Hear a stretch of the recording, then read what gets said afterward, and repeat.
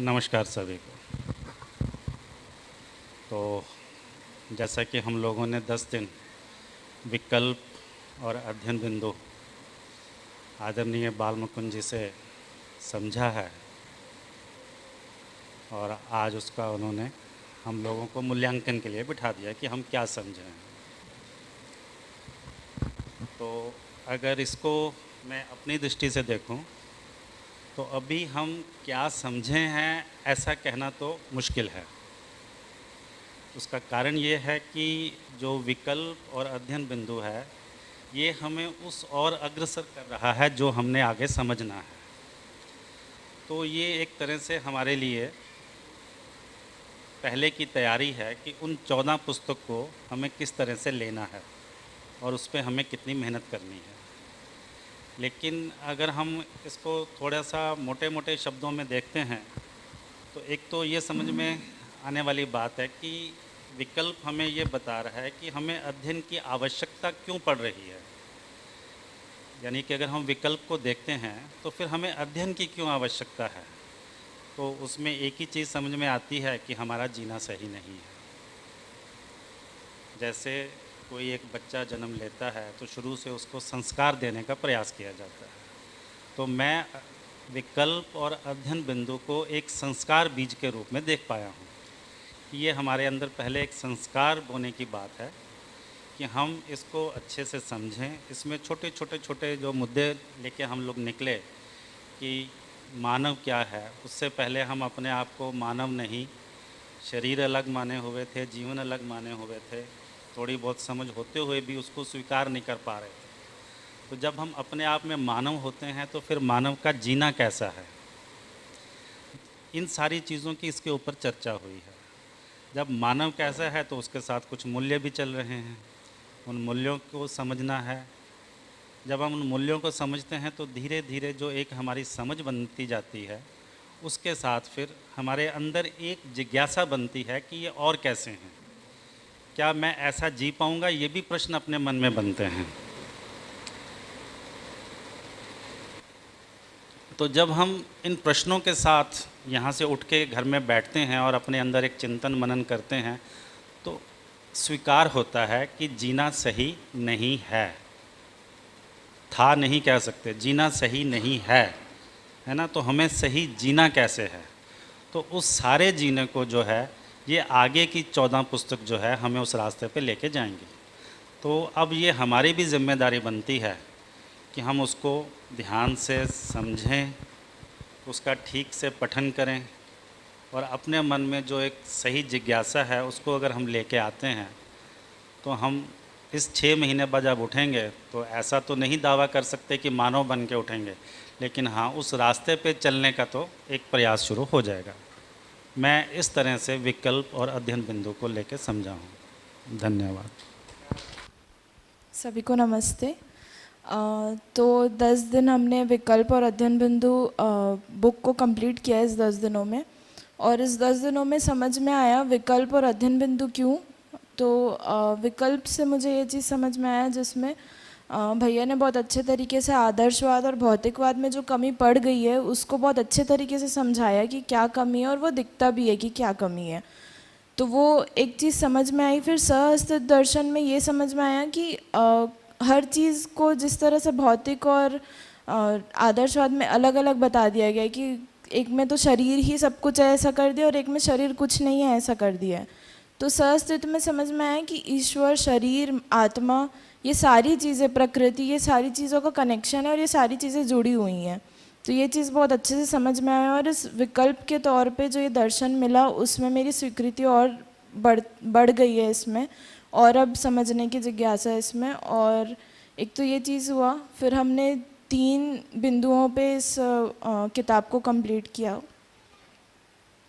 एक तो अस्तित्व दर्शन ज्ञान था, इसमें बहुत अच्छे से डूबा भीगा गिरा बहुत अच्छे तरीके से समझ में आया संपृक्तता की। मतलब एक तो पहले ये था कि सिर्फ डूबा भीगा गिरा ही हमने समझा था अभी तक के जो शिविर में किए हुए थे, और अभी का जो डूबा भीगा गिरा है वो समझ में आया कि वो डायरेक्टली मुझसे कैसे जुड़ रहा है, उस डूबे भीगे रहने में मेरा क्या मतलब मेरी क्या क्रिया हो रही है उसमें, ये चीज़ बहुत अच्छे से क्लियर हुआ।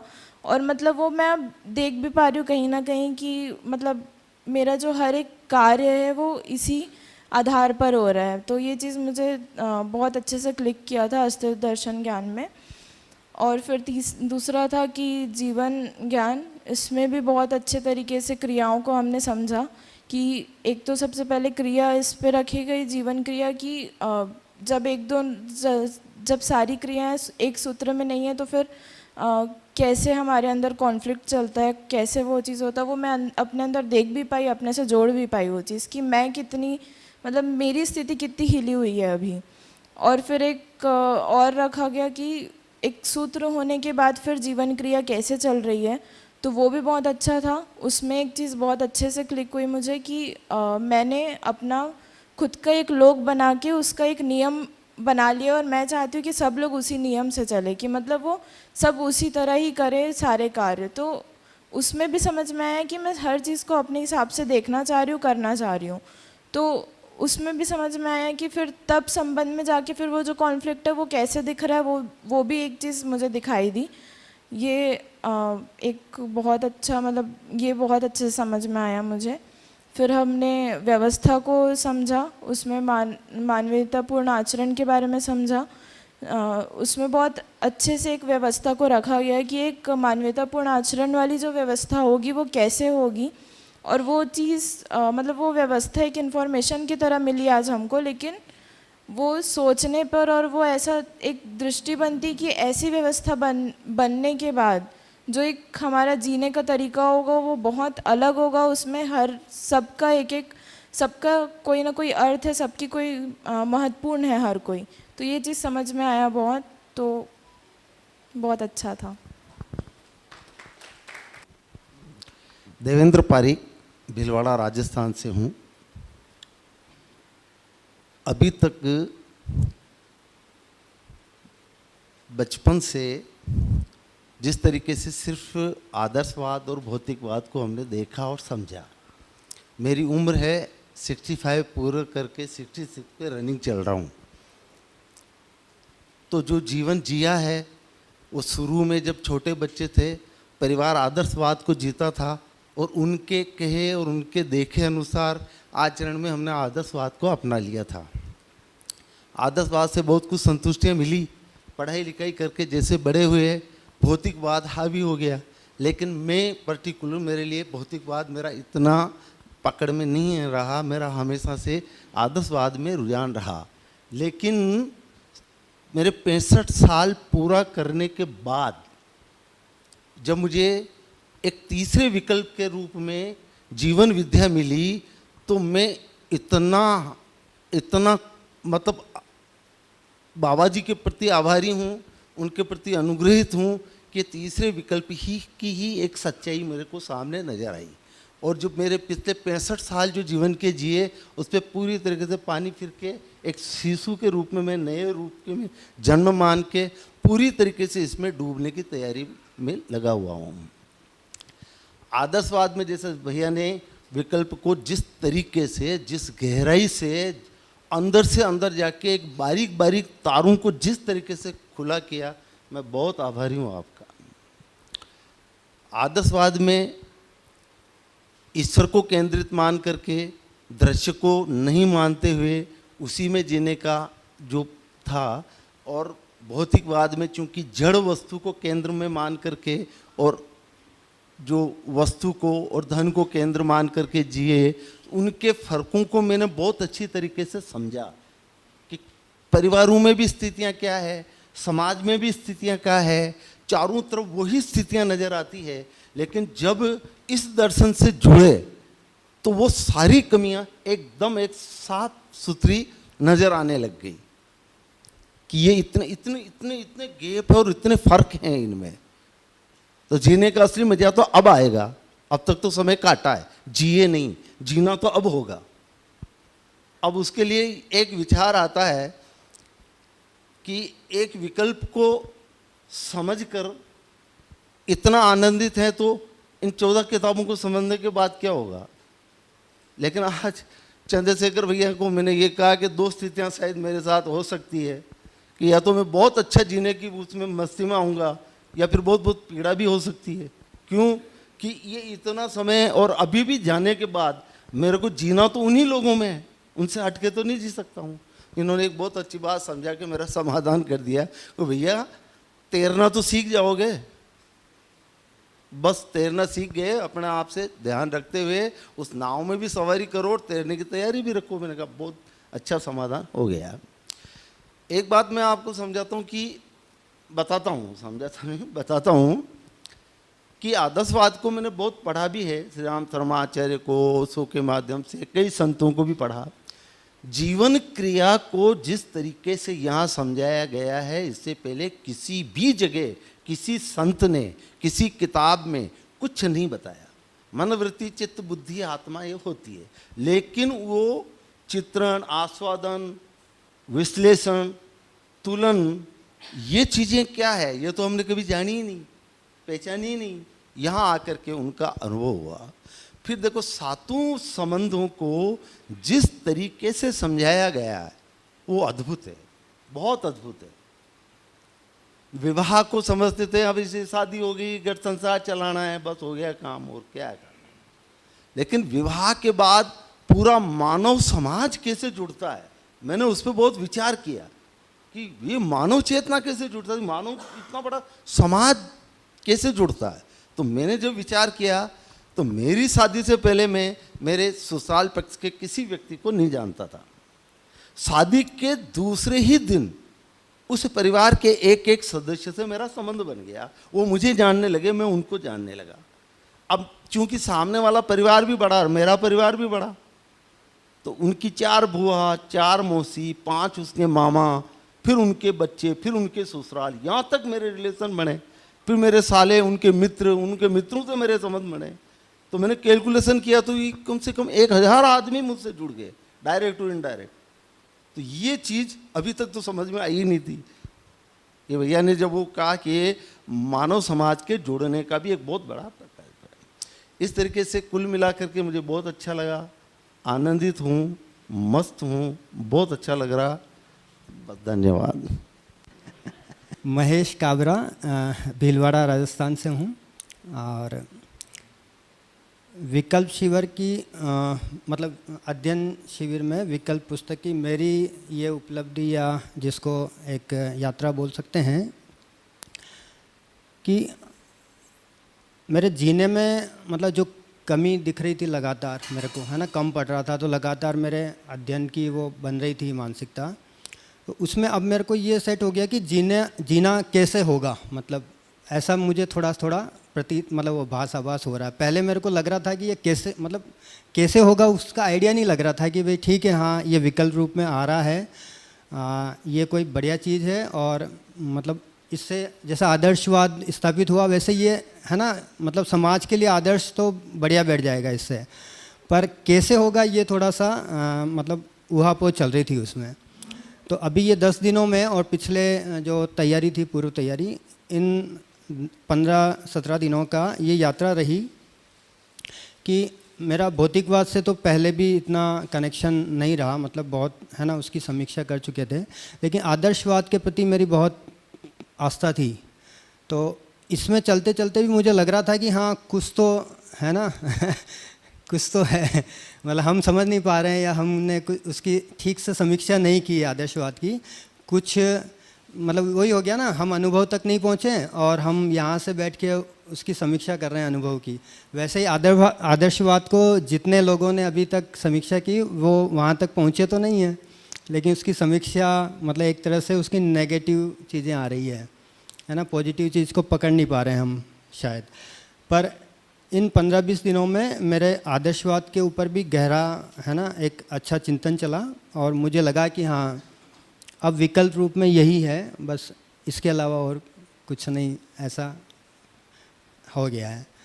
और बाकी शब्दों के साथ अच्छा, एक पहले भी काफ़ी शब्द सुने लेकिन उनका ऐसा कनेक्शन नहीं बैठ पाता था मेरे। तो अब ये 10 दिनों में ऐसा हुआ कि अच्छे से कनेक्शन मतलब लग रहा है कि हाँ उससे वो जुड़ रहा है, उससे वो जुड़ रहा है, ऐसा कनेक्शन बैठ पा रहा था। ये मेरे लिए बहुत अच्छा हुआ। और एक हाँ, ये जो जीवन ज्ञान जो है इसको बहुत अच्छे से मतलब अभी है ना, भैया ने बताया भी था कि जीवन ज्ञान से पूरा शुरू होगा ये चीज़, है ना। अस्तित्व दर्शन ज्ञान भी जीवन ज्ञान समझ में आएगा, पकड़ में आएगा, तब पूरा कनेक्शन बैठेगा। तो वो मेरे को भी फील हुआ कि मेरे को इस शिविर में जीवन ज्ञान और अच्छे से बहुत गहरे से पकड़ में आया। तो मैं वो देख पा रहा था उसके कारण कैसे कैसे कनेक्शन बैठ रहा है मेरा। और है ना, तीनों जो आचरण हैं, आचरण तक कैसे पहुंचना है उसका भी मेरे को बढ़िया हो गया। अभी तक तो यही है। धन्यवाद। नमस्ते सभी को। मेरा नाम भरत मालानी, मैं सूरत से। मुख्यतः विकल्प में मेन तो भाई जीना क्या है, तो जीना तो ऐसे साथ संबंध में है, वहाँ से मैं चालू करता हूँ कि भाई मेरे को जो परिवार में जीना ही जीना है, ऐसा केंद्र में परिवार को रख के जो विकल्प और मध्यस्थ दर्शन चालू हुआ, इसमें मेरा प्रस्ताव ऐसा है कि भाई मेरे को क्या समझना है, समझा तो नहीं हूँ लेकिन अभी क्या समझना है, तो साथ संबंध में भाई कैसे जीना जाए और कैसे जीना है। तो अभी तक तो जिंदा है, लेकिन क्या जीना है वो समझ में आने के लिए भाई हमें पहले तो संबंध क्या है वो समझना है। संबंध समझने से हमें ये पता चलता है कि भाई एक दूसरे पूरकता और उपयोगिता है। तो इसके लिए हमें पहले जो दर्शन है, अस्तित्व दर्शन, भाई अस्तित्व दर्शन में हर इकाई व्यापक में डूबे गिरे हुए हैं। तो व्यापक जीवन और इसका अस्तित्व सह अस्तित्व के हिसाब से, उपयोगी पूरकता के हिसाब से ऐसा समझ में आया कि भाई सभी संबंध एक है, संबंध कोई अलग नहीं है, लेकिन हमने ब्रह्मवश वो अलग कर दिया ऐसा लगा। तो जीना ही जीने दो और जीना ही जीने दो है ऐसा लगा मेरे को। और इसमें सबसे अच्छा डूबा भीगा गिरा वो एकदम रूप गुण स्वभाव धर्म के साथ पकड़ में आया कि भाई अध्ययन में वो पूरा अस्तित्व के साथ जुड़ने का क्रम है ऐसा लगा। भाई अस्तित्व सह अस्तित्व ही जीना है ऐसा लगा मेरे को। और बाकी जीवन को समझना तो मेन है अस्तित्व दर्शन, और इसमें मेन करके भाई आचरण, तो आचरण तो हमारा साथ संबंध में पूर्ण होता है और वही व्यवस्था है ऐसा लगा मेरे को। धन्यवाद। सभी को नमस्ते। मेरा नाम दया, हम गुजरात से, सूरत से। पहले को हम तो गुजराती बोलते हैं, पूरा गुजराती आता था, हिंदी में तो कुछ समझ ही नहीं हुई थी। तो घर पे वो पढ़ाई कर रहे थे, मैं तो ध्यान ही नहीं देती थी। वो इधर आके मैं बाबा जी को सुनने लगी हूँ और हिंदी का सब शब्दों कान पे पड़ रहा है। और बाबा जी को सुनने में मेरे को इतना मज़ा आती है। मैं रात को सोती हूँ तो मैं बाबा जी को कैसेट पूरा चालू होके सो जाती हूँ। पहले तो कुछ सुनती हूँ लेकिन शब्दों इतना अच्छा नहीं आता, मतलब समझती नहीं थी। तो अभी बाबा जी का शब्द सुनने लगी हूँ, बस। धन्यवाद। नमस्ते सभी को। मेरा नाम अचल है और मैं रायपुर से हूँ। तो विकल्प और अध्ययन बिंदु, मतलब ये पुस्तक मैंने एक दो बार पहले पढ़ने की भी कोशिश की थी और विकल्प जो है वो भी ऐसे पढ़ने की कोशिश की थी। तो मतलब इस बार एक बार जो मल्टीपल चीज़ों में ऐसे जो ध्यान गया कि जितनी बार पढ़ो उतनी बार ना और अच्छे से क्लैरिटी बनती है। मतलब ऐसा लगता है कि नहीं, एक बार पढ़ लिए तो समझ गए या दूसरी बार पढ़ लिए तो समझ गए, पर फिर समझ में आता है कि तीसरी बार या चौथी बार पढ़ने में कि क्या समझ में नहीं आया है। तो उन चीज़ों पे, और जैसे कि जब क्लास में जब होता है कि जिस तरह से मतलब जब सबका अलग अलग रखने का एक उसका तरीका होता है, तो उससे और बहुत अच्छी चीज़ों में ध्यान जाता है कि कैसे वो समझ में नहीं आया था। तो एक दो चीज़ें जैसे कि विकल्प में आदर्शवाद और भौतिकवाद में, मतलब काफ़ी टाइम तक ना वो एक मेरे लिए एक बहुत अच्छा एंटरटेनमेंट बन गया था कि कैसे आदर्शवाद कैसे गलत है और भौतिकवाद कैसे गलत है, और उसको बोल बोल के बड़ा मज़ा आता था। पर अभी जैसे कि जब बाल मुकुंद बिहार रख रहे थे तो इस चीज़ के मैं बहुत अच्छे से ध्यान गया कि मतलब उसके पीछे का लक्ष्य क्या है। तो उसकी जो समीक्षा है उसका लक्ष्य ये नहीं है कि मतलब हम ये बताएं कि देखो क्या गड़बड़ था और वो गड़बड़ है और ये गड़बड़ है, पर वो क्या चीज़ पूरी नहीं पड़ रही है उसको पहचानना और फिर वो करना कि वो हमारे लिए कैसे पूरी हो जाए। तो उस चीज़ के बाद थोड़ा सा ऐसा ध्यान गया कि हाँ मतलब वो क्रिटिसिज्म के लिए नहीं, पर वो विकल्प जो है वो इस चीज़ के लिए है कि वो क्या चीज़ बच रही है या क्या चीज़ पूरी नहीं पड़ रही है उसको अपने अंदर पहचान पाना। तो उस पर बहुत अच्छा ध्यान गया। उसके अलावा जैसे कि एक दो चीज़ों में जो बहुत अच्छा मुझे लगा कि मतलब जब अपन इसमें डूबा भीगा घिरा की बात कर रहे थे तो वो घिरा से कैसे नियंत्रण होता है और वो के काफ़ी तात्विक लेवल पे था कि परमाणु है, परमाणु में कैसे निरंतर है वो है, और वो जिस तरीके से व्यवहारिक रूप में जीना से जुड़ा कि मतलब हम ऐसा करते हैं कि हम अच्छी निश्चित दूरी को अपने आप में नहीं पहचान पाते, इसलिए किसी और का घेरा वायलेट कर रहे होते हैं, और जैसे किसी और का घेरा वायलेट करते हैं तो फिर कहीं ना कहीं घर्षण होती है और फिर दूर हट जाते हैं, तो बोलते हैं तुम्हारा डूबा अलग मेरा डूबा अलग। पर वैसा एक्चुअली होता नहीं है क्योंकि डूबे में तो एक ही है। तो वो बहुत अच्छे से एकदम मतलब उस चीज़ को मैं देख पा रहा था कि हाँ ये ना चीज़ कैसे मेरे साथ होती है, या वो मतलब वो तात्विक रूप में कैसे हो रही है और व्यवहारिक रूप में मुझे कैसे दिख रही है, तो उस पर काफ़ी अच्छा ध्यान गया। तीसरा जो एक मतलब जो मूल्यांकन की बात चल रही थी, तो वो मूल्यांकन पे भी कि मतलब स्वभाव गति में मूल्यांकन हो पाता है, पर ऐसा होता है कि क्योंकि ना मतलब उस चीज़ की हैबिट ही नहीं होती बात करने की, या अपने मतलब उस मूल्यों के ऊपर उसमें ध्यान ही नहीं जाता, तो कॉन्वर्जेशन जो है मतलब घर पे भी या आसपास में भी उसी पे रह जाता है कि मतलब या तो खाने पीने पे या पहनने पे या ज्वेलरी पे या मतलब इतने सारे मुद्दों पे, पर कभी भी बैठ के इस बारे में चर्चा नहीं होती कि मतलब कैसा हम फील कर रहे हैं, आपकी तृप्ति या मेरी तृप्ति किस तरह से उस पर काम कर रही है। तो उस पर भी मतलब वो कभी कभार तभी होता है जब दोनों आवेशित गति में हो, तो एक बार में 5 साल का 3 साल का 2 साल का बड़बड़ बड़बड़ बड़बड़ निकल जाता है, पर उससे कोई फ़ायदा नहीं होता। तो अभी मतलब ऐसा भी हुआ कि बीच में वो राखी में घर जाने का मौका मिला, तो घर पे जाके ना वो वाली चीज़ भी और काफ़ी क्लियरली दिख रही थी कि मतलब एक यहाँ पे थॉट लेवल पे या कॉन्सेप्चुअल लेवल पे चीज़ों को समझना, पर वो जो जीने में जो गैप दिख रहा है कि वो जिस तरीके से आता है और परिवार में साथ में रह के उस चीज़ को कर पाना, तो वो कॉन्सेप्ट में समझना और उसके बाद उसको जीने तक लेके आना, तो वो भी एक अच्छा गैप है जो मुझे दिखता है कि ना मतलब उसको पूरा करना है। तो वो बोलने में तो आ जाता है या बोलने पे उसको तर्क रूप में रखना आ जाता है, पर जैसे ही उसको व्यवहार में जीने जाते हैं तो वो फिर अपने अंदर की वो मतलब वो गैप्स दिखते हैं कि मतलब मैं कितनी जल्दी अपने अगर मतलब कोई मेरी मान्यताओं को कभी कुछ बोलता है तो मैं कितनी जल्दी आवेश में आता हूँ, और उन मान्यताओं को इतना स्ट्रांग रख के चलता हूँ कि मतलब सामने वाले को उतना अवसर भी नहीं मिलता कि वो उनको क्वेश्चन भी कर पाए या वो कर पाए, मतलब वो इतनी जल्दी आवेश में आता है कि फिर वो गाड़ी जो है पटरी से बाहर निकल जाती है। तो मतलब ये पुस्तक के पढ़ते पढ़ते जो वो चीज़ समझ में आई कि जब ओवरव्यू की भी बात कर रहे थे तो उस ओवरव्यू में भी बहुत सारी चीज़ों पे अलग अलग तरीके से ध्यान गया कि जैसे कि मानवीयतापूर्ण आचरण जो है वो किस तरह से अस्तित्व दर्शन ज्ञान और जीवन ज्ञान से जुड़ रहा है, और वो पूरा ऑर्डर, तो एक तरह से वो पूरा दर्शन जो एक समरी लेवल पे आया तो मुझे काफ़ी मतलब हेल्पफुल लगा, और वो एक इस तरह से अपने अंदर में कनेक्ट करने में काफ़ी आसानी हुई कि कहाँ कहाँ पे किन किन चीज़ों को कैसे कैसे पढ़ने वाले हैं, तो एक सिलेबस के हिसाब से बहुत अच्छा गया। मतलब कई चीज़ें जैसे कि जीवन क्रिया है या इस तरह की कुछ चीज़ें जो मैंने पहले 5-6 बार पढ़ने की कोशिश की थी, पर जितना अच्छे से इस बार ध्यान गया या जिस तरीके से मतलब बाल मुकुंद भैया ने भी जिस तरह से उसको रखा एकदम व्यावहारिकता से जोड़ के और उन चीज़ों पे, तो वो बहुत अलग तरीके से ध्यान गया। तो मैं और भरत अंकल जी यही चीज़ बात कर रहे थे कि हमने जीवन क्रिया कई बार देखी, पर मतलब जिस तरह का ध्यान इस बार जा रहा था और जैसा समझ में आ रहा था ऐसा लग रहा था कि कोई नई चीज़ ही समझ रहे हैं, पर था वही, पर एकदम नए तरीके से था, तो ये बहुत अच्छा एक वो लगा।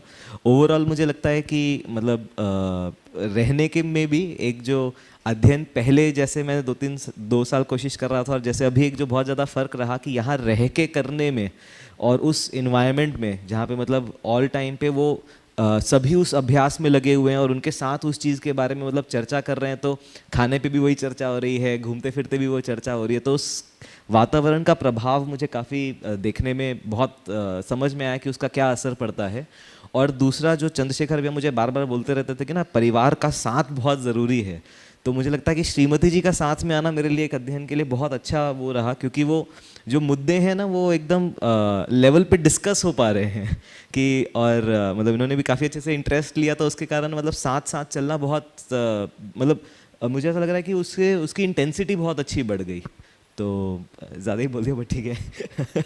सभी को धन्यवाद, नमस्ते। नमस्ते सभी को। मैं अंकिता अग्रवाल रायपुर से।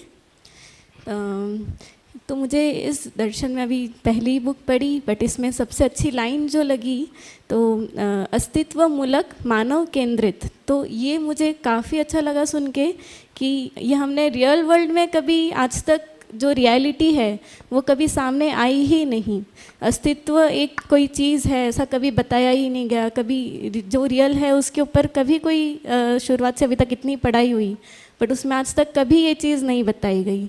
तो अस्तित्व मूल में है और मानव केंद्र में है, ये लाइन मुझे काफ़ी अच्छी लगी। और ये भी बाबा जी ने इसको इतने अच्छे से रखा है कि कैसे मानव का अध्ययन हो सकता है। तो ये एक काफ़ी पॉजिटिव रहा कि अस्तित्व में क्या क्या रियलिटी है, मतलब जैसे व्यापक है, जड़ है, चैतन्य है, ये रियलिटी है और उनमें आपस में संबंध है, उनको कैसे जोड़कर देखा जा सकता है और कैसे समझा जा सकता है, ये मुझे काफ़ी अच्छा लगा। बाकी आचरण के ऊपर भी काफ़ी अच्छा लगा कि हमारा आचरण भी कैसे सही हो सकता है। मतलब पहले ये समझना ज़रूरी है कि मैं कौन हूँ, और मैं अगर समझ पाती हूँ सही से कि मैं कौन हूँ तो उसी तरीके से मैं अस्तित्व को देख पाऊँगी और उसी से मेरा आचरण सही हो पाएगा। तो पहले मुझे खुद को समझना है और खुद के समझ से ही मेरा आचरण सही हो पाएगा।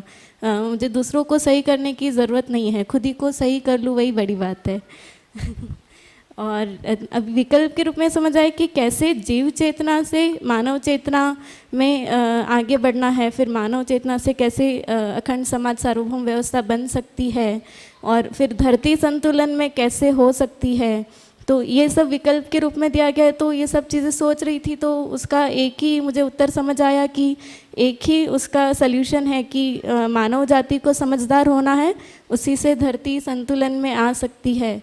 और ये एक इम्पॉर्टेंट चीज़ देख पाना कि अभी मैं कहाँ पर हूँ और मुझे कहाँ पहुँचना है, इस चीज़ को अगर मैं ठीक से देख पाती हूँ तो इससे मेरा अध्ययन भी ठीक से हो पाएगा। एक ये चीज़ मुझे समझ आई। बाकी तो जीवन क्रिया काफ़ी अच्छे से अभी समझ आई है, वैसे जैसे भैया ने रखा है उसमें और भी अच्छे से समझने की ज़रूरत है मुझे लगता है। और आचरण के जैसे सब संबंधों के बारे में बताया तो पहले ये चीज़ ही नहीं पता थी संबंध कितने प्रकार के हैं क्या है, बट यहाँ पर ये चीज़ एकदम क्लियर हो गई कि साथ ही संबंध है, तुम कहीं से भी जोड़ कर देख लो तो इसके बाहर कुछ नहीं है। तो उसको बस ठीक से समझना है। और एक और चीज़ अच्छी लगी कि हर मानव जो मतलब पहले ऐसा रहता था कि नहीं समझेगा कोई, क्या समझेगा, क्या बताना है, पर ये एक चीज़ की बहुत अच्छी क्लैरिटी कि हर मानव समझ सकता है और हर मानव एक इकाई है, तो ऐसा नहीं है कि कोई नहीं समझ पाएगा। तो इस चीज़ की एक काफ़ी अच्छी क्लैरिटी बनी। Thank you. सभी को नमस्ते। मेरा नाम तुषार है और मैं भिलाई से हूँ। तो अभी 10 दिन में हमने विकल्प किताब पढ़ी, तो उसमें एक तो पहले एक पूरी पिक्चर एक क्लियर हो गई कि मतलब हम लोग 7 महीना में हम क्या क्या करने वाले हैं, कौन कौन सी किताबें पढ़ने वाले हैं, और मतलब एक ओवरव्यू मिल गया पूरा। तो एक तो पहली चीज़ तो थी कि अध्ययन की आवश्यकता के बारे में बात हुई, तो उसमें जैसे कि बताया गया कि आदर्शवाद और भौतिकवाद में मानव का कोई अध्ययन नहीं हो पाया था।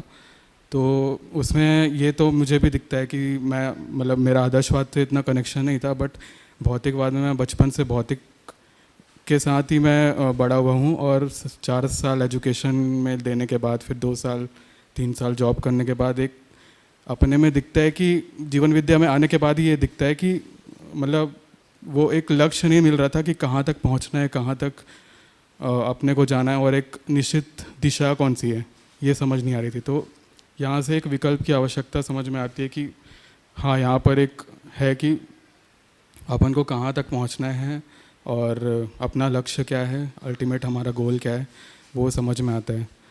और दूसरी बात जो थी कि नियम को समझने की बात थी कि अभी के टाइम पे जो हम जो अभी के टाइम पे क्रिया को देख के नियम मानव बनाता है। क्रिया दूसरे को मतलब जो भी क्रिया होती है अस्तित्व में, उसको देख के अपने हिसाब से नियम बनाते हैं। फिर वो उसके बाद फिर कोई और आता है, फिर दूसरा नियम बनाता है, फिर कोई दूसरा आता है, फिर तो ऐसे पकड़ में नहीं आता है कि एक्चुअली बात क्या है, एक्चुअली रियलिटी क्या है। तो यहाँ पर जो बात हो रही है कि नियम को समझने की और उसके आधार पे क्रिया को देखने की बात हो रही है, नियम के आधार पे ही क्रिया होती है, तो वो काफ़ी अच्छी बात लगी। तो वहाँ से फिर अध्ययन की वस्तु भी समझ में आती है कि तीन जो समझने की वस्तु क्या क्या है ये भी निश्चित है कि अस्तित्व दर्शन ज्ञान, मानव जीवन ज्ञान और मानवीयतापूर्ण आचरण ज्ञान। तो अस्तित्व ज्ञान में तो पूरा अस्तित्व का हम स्थूल से लेके पूरा सूक्ष्म तक देखते हैं कि अस्तित्व कैसे, मतलब सूक्ष्म से लेके पूरा कैसे जुड़ा हुआ है अस्तित्व। श्रम गति परिणाम, हर परमाणु में श्रम गति परिणाम होता है और वो पूरा अस्तित्व लेवल तक जाता है। तो ये एक नियम है, तो इसके अनुरूप मानव अपना जीना कैसे डिज़ाइन कर सकता है, वो चीज़ की आवश्यकता दिखती है। तो ये जो चीज़ है कि व्यापक में सब सारी इकाइयाँ डूबी भीगी घिरी हुई हैं और उसके आधार पे ही श्रम गति परिणाम जो परमाणु में होता है। और फिर जीवन क्रिया में भी जीवन क्रिया काफ़ी अच्छे से इस बार समझ में आया कि मुझे पहले तो एक ये डाउट था कि अपने अंदर 4.5 क्रिया तो होती है, लेकिन हम अभी जी रहे हैं क्योंकि हम जी रहे केवल मन के लेवल पे अभी जीना हो रहा है, क्योंकि जो तुलन और विश्लेषण है वो भी अच्छे से नहीं हो रहे हैं, क्योंकि उसमें भी कॉन्फ्लिक्ट रहता है हमेशा। और चित्रण भी हमारी जो चित्रण में जो मान्यताएं हमारी वो भी भ्रम के आधार पे बहुत सारी मान्यताएं ऐसी है, तो वो भी चित्रण की भी क्रिया ठीक से हो नहीं रही है। तो ये चीज़ दिखती है कि हम कहाँ पर हैं, मूल्यांकन अपना होता है तो हम कहाँ पर है ये भी दिखता है।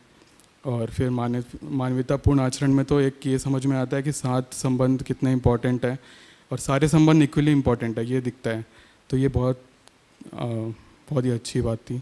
फिर एक 10 सोपानी व्यवस्था में हम पूरा एक व्यवस्था का स्वरूप दिख गया, भैया ने बहुत अच्छी तरीके से रखा कि उसमें हर मानव मतलब उस व्यवस्था में हर मानव जो है सबके साथ न्याय हो रहा है, सबकी अपनी उपयोगिता है और एक जो नीति जो बन रही है वो हर कोई पालन कर पा रहा है, किसी में कोई विरोध नहीं होगा। और एक कॉन्फ्लिक्ट वाला अभी के जो शासन व्यवस्था में काफ़ी कॉन्फ्लिक्ट दिखते हैं कि सरकार नीतियाँ बनाती है लेकिन किसी को स्वीकार होती है, किसी को नहीं होती है।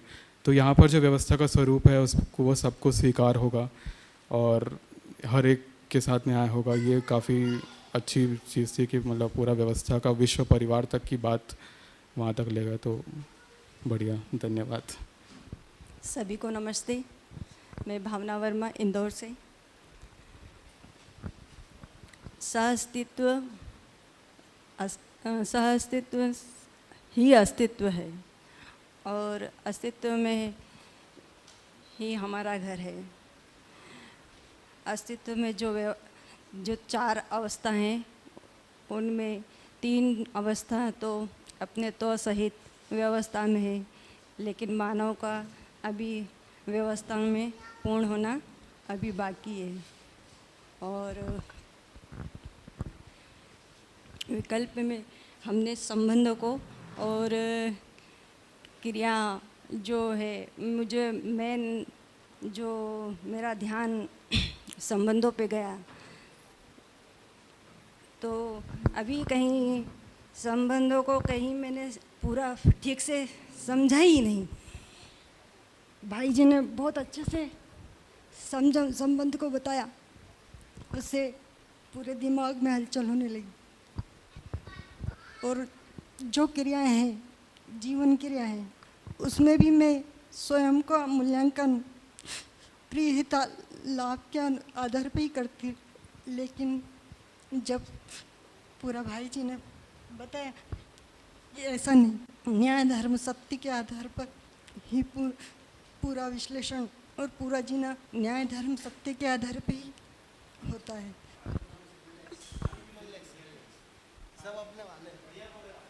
जीवन विद्या को लेके मतलब मेरे कुछ प्रश्न हैं, इसीलिए मैं यहाँ तक आई हूँ। मुझे लगता है इसी के माध्यम से मेरे प्रश्न का उत्तर मिल सकते हैं। भाई जी ने बहुत अच्छा रखा और जिसकी तलाश थी वो यही है, बस इतना ही। सभी को नमस्ते। अंदर से मैं भी रो रहा हूँ, लेकिन मैं रोऊंगा नहीं क्योंकि मेरा काम कर दिया उन्होंने, क्योंकि अधूरे हम अधूरे तुम वाली कहानी चल रही थी अभी तक। लेकिन कहाँ अधूरे थे वो पता नहीं था। एक सबसे अच्छी चीज़ ये हुई मेरे साथ कि मैंने किसी भौतिकवाद के चक्कर में पड़ा ना आदर्शवाद के, क्योंकि मैं हॉस्टल में पढ़ा। वहाँ छोटे को पीटना और बड़े से पिटवाना है। वहाँ कोई आदर्शवाद नहीं है, कोई भौतिकवाद नहीं है। वहाँ लाइफ जैसी आ रही है उसको आपको वैसे जीना है। वहाँ आपको कोई समझाएगा नहीं क्यों जीना है, कैसे जीना है की तो बात ही नहीं उठती है। फिक्स्ड एजेंडा है, उसके हिसाब से आपको जीना है। तो गलतियाँ करते जा रहे थे, क्यों कर रहे थे ये समझ में नहीं आ रहा था। और फाइनली ये कंक्लूड हुआ लाइफ में कि ये तो लाइफ मुझे नहीं जीना है, या ऐसा हुआ कि ये गलत लाइफ में जी रहा हूँ। तो बहुत ज़्यादा तड़प या पीड़ा या कोई आंसर की खोज में मैं इधर उधर भटक रहा था। तो मुझे विद्या के दर्शन हुए, बाबा जी के प्रति कृतज्ञता। बाबा जी को सुनते हुए एक शब्द मुझे बार बार गूंजता था दिमाग में कि, या जब भी मैं किसी प्रबोधक को सुनता था, सोम भैया को, या किताब में भी पढ़ा मैंने, क्योंकि किताब का सेट घर पे रखा हुआ पूरा एक, कि बच्चे जन्म से न्याय का याचक है। वो बात मैं कनेक्ट नहीं कर पा रहा था कहीं ना कहीं। यहाँ आके जब स्थापित मूल्यों की बात हुई और फिर वापस से वो वर्ड आया न्याय का याचक, भैया जी ने एक दिन जिक्र किया था, तो मैं उसे प्रॉपर कनेक्ट कर पाया क्योंकि वो चीज़ मुझसे एक मिसिंग हो रही थी। जीवन क्रियाएं मैं प्रॉपर देख पाया, वो सब ठीक था। यहाँ पे आके मैं गाड़ी अटक गई कि ये न्याय का याचक और इन स्थापित मूल्यों का भी कहीं ना कहीं संबंध होगा।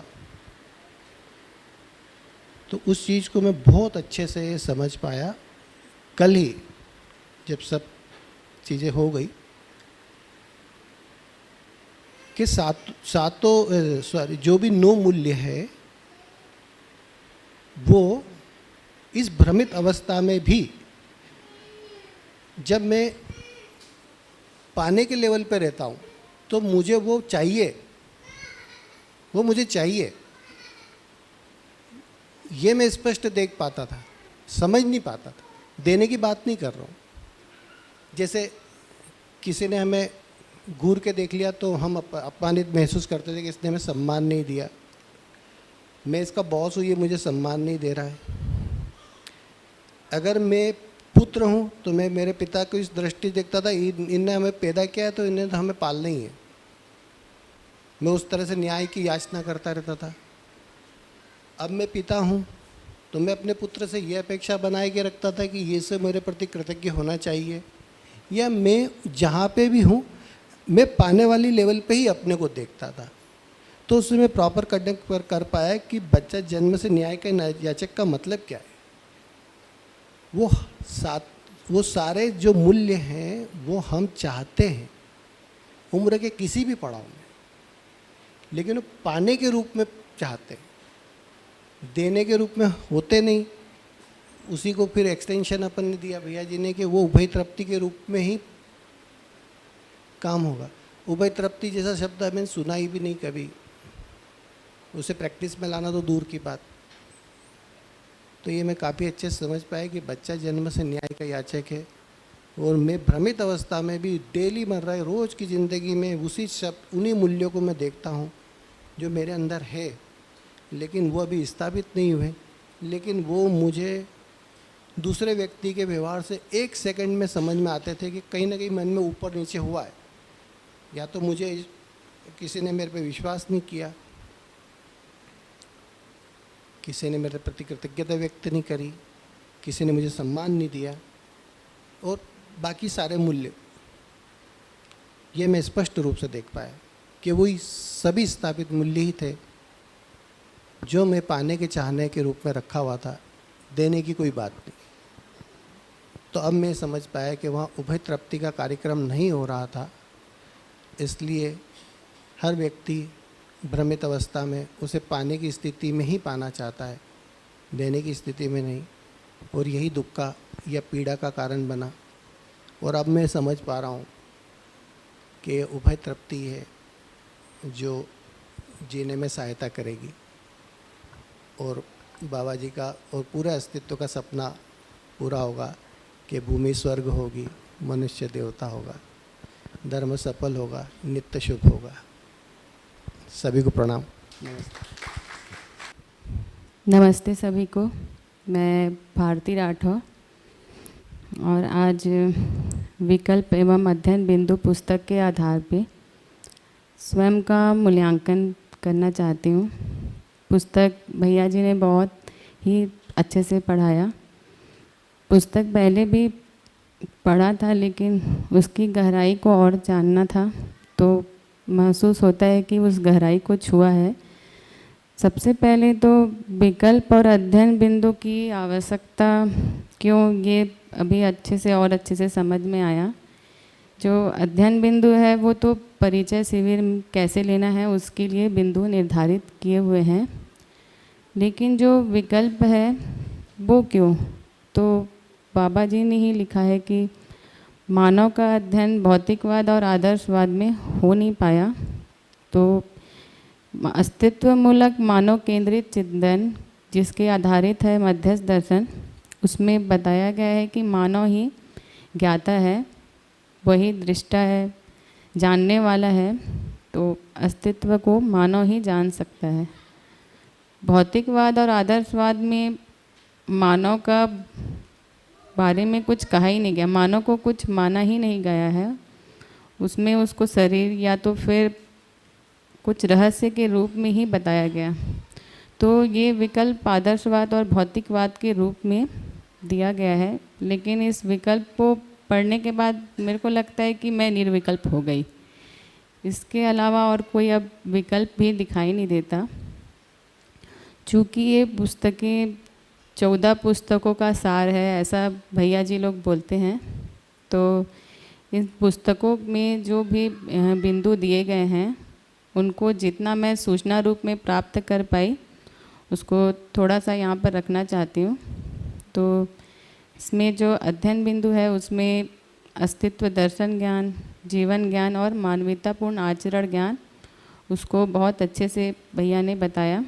तो अस्तित्व दर्शन ज्ञान में विकास क्रम विकास और जागृति क्रम जागृति को बहुत ही अच्छे से बताया, और सह अस्तित्व व्यापक में संपृक्त जड़ चैतन्य प्रकृति, डूबा भीगा गिरा, ये भी बहुत ही अच्छे से समझ में आया। फिर जीवन ज्ञान में 10 क्रिया, जो अभी हम लोग 4.5 क्रिया में भ्रमित मानव जी रहे हैं, तो अनुभव के बाद 10 क्रिया एक सूत्रता में हो जाएंगी। तो इस तरीके से मानव समझदार हो सकता है और मानव पद दिव्य पद को प्राप्त कर सकता है। तो ये अध्ययन के माध्यम से ही हो सकता है, ये समझ में आया। तो जो जीवन क्रिया है वो बहुत ही अच्छे से समझ में आया। पहले बस 10 क्रिया ही जैसे लगती थी, लेकिन अब एक एक क्रिया के जो क्या क्या उसका हो रहा है क्रिया में वो भी समझ में आया। समझ में नहीं आया मतलब सूचना रूप में प्राप्त हुआ।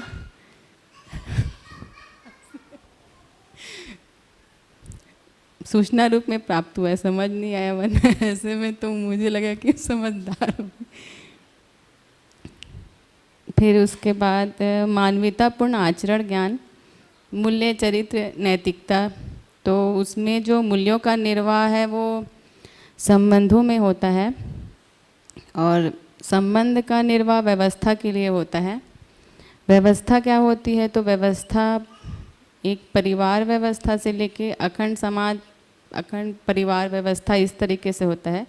तो इसको बोल सकते हैं अखंड परिवार मूलक स्वराज व्यवस्था, जो बाबा जी हर वक्त लिखे रहते हैं। वो ये समझ में आया कि जो मूल्य हैं वो यदि इस चीज़ को समझ जाए तो मूल्य एक संबंध से नहीं, ये परिवार से लेके अखंड समाज तक है। तो जो मूल्यों का निर्वाह है वो एक मानव के साथ नहीं, धरती में सारे मानव के मेरा एक समान हो जाएगा। तो ये अखंड समाज सार्वभौम व्यवस्था इस स्वरूप में है। तो इसको आगे 10 सोपानी व्यवस्था के रूप में आज भैया ने पढ़ाया भी। तो इसमें परिवार व्यवस्था जो सबसे मूल व्यवस्था है, फिर परिवार समूह, फिर ग्राम, इस तरीके से अभी 3 ही जो बताए हैं व्यवस्था। तो इन जो व्यवस्था है इसके 5 आयाम भी आज हमने थोड़े पढ़े। तो इससे समझ में आया कि जो व्यवस्था है, इन व्यवस्थाओं में कुछ नीतियाँ होंगी और वो नीतियाँ शिक्षा के माध्यम से ही निर्धारित होंगी। तो मानवीय शिक्षा और उसका नीतियों का प्रारूप बताया गया कि कैसे वो सारी शिक्षा के रूप में जो दर्शन है वो लिखा गया है।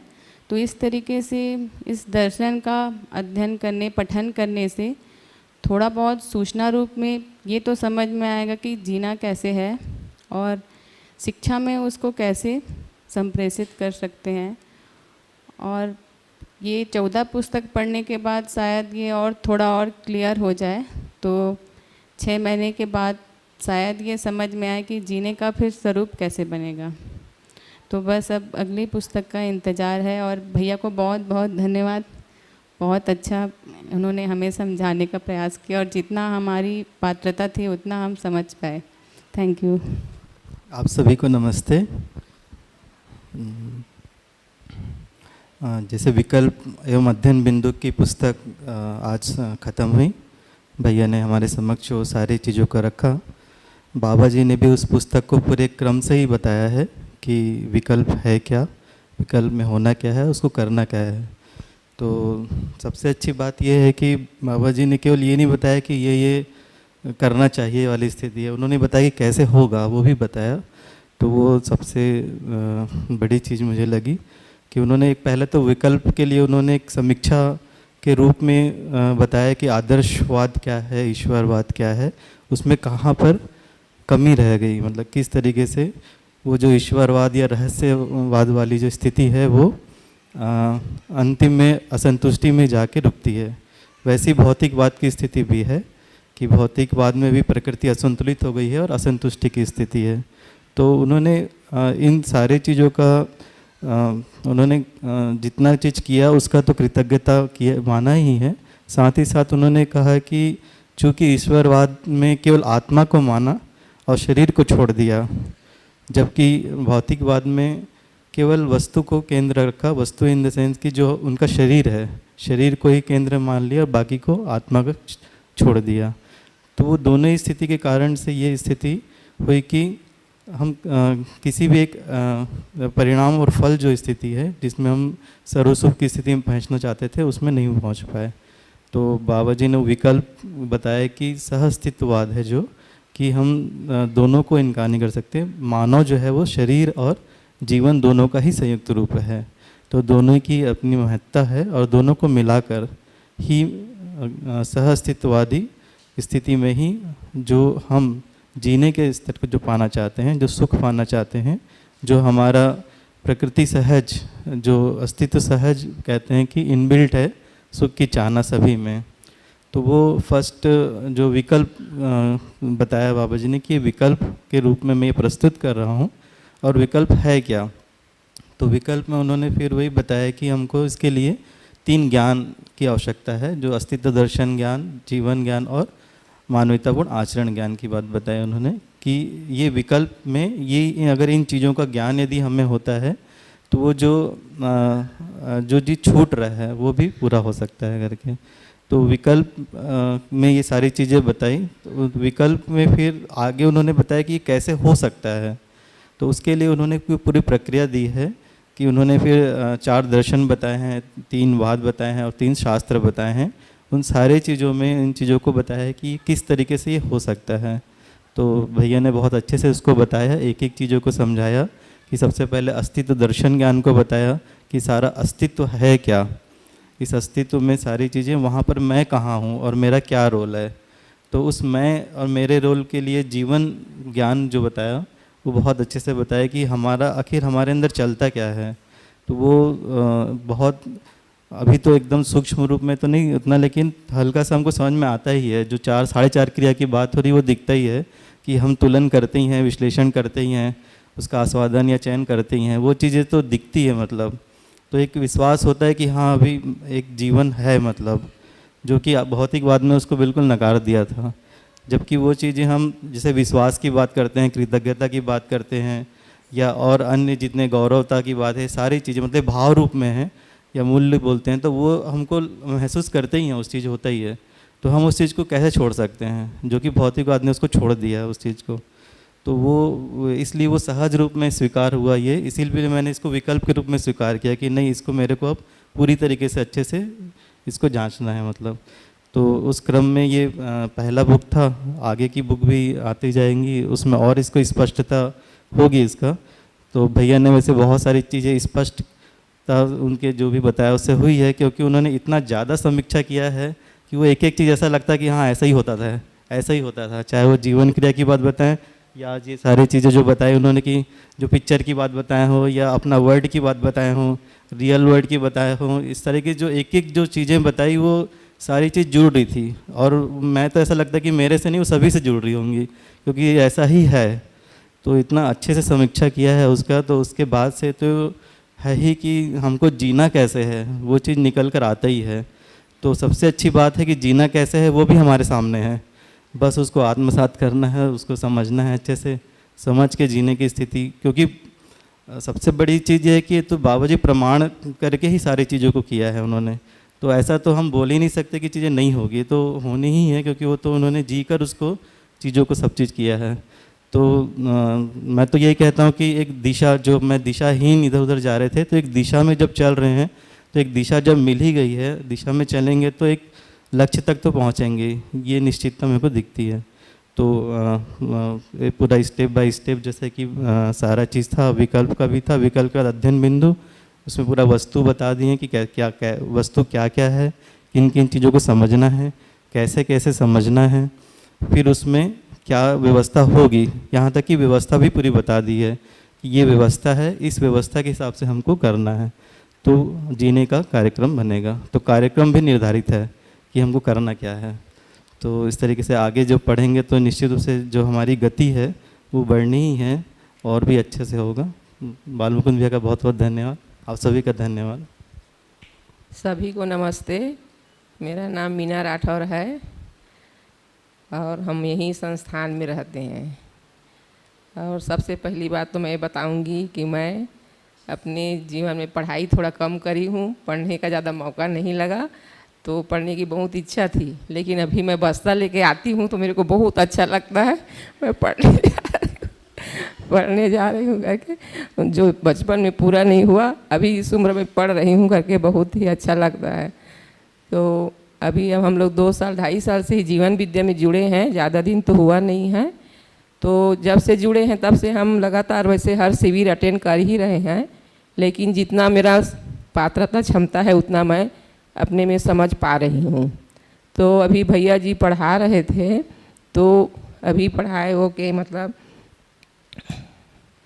उस दिन पढ़ाए के अस्थिरता अनिश्चितता, शुरू में जो शब्द था मेरे को बहुत भारी भारी लगता था ये शब्द, तो थोड़ा सा मेरे को क्लियर हुआ, समझ में आया अब के नहीं आया, तो कि जो हमेशा बदलते रहती है, चेंज होते रहता है, वो स्थिर अनिश्चित है। जैसे भौतिकवाद को भी बताए कि भौतिकवाद में जो दिखाई देता है बोले, और आदर्शवाद को बताए जो आँख से दिखाई नहीं देता है, बोले आदर्शवाद को रहस्य बताए, और भौतिकवाद को बताए धरती चाँद ये सब चीज़ जो दिखता है वो अनिश्चित बताए, ये समझ में आया। फिर और बताए कि मतलब और फिर बताए कि अभी मानव का जो अध्ययन नहीं हो पाया है, बाबा जी के माध्यम से हमको ये पता चला कि मानव अभी तक जो जी रहा है भौतिकवाद आदर्शवाद में, वो पूरा नहीं पड़ रहा है।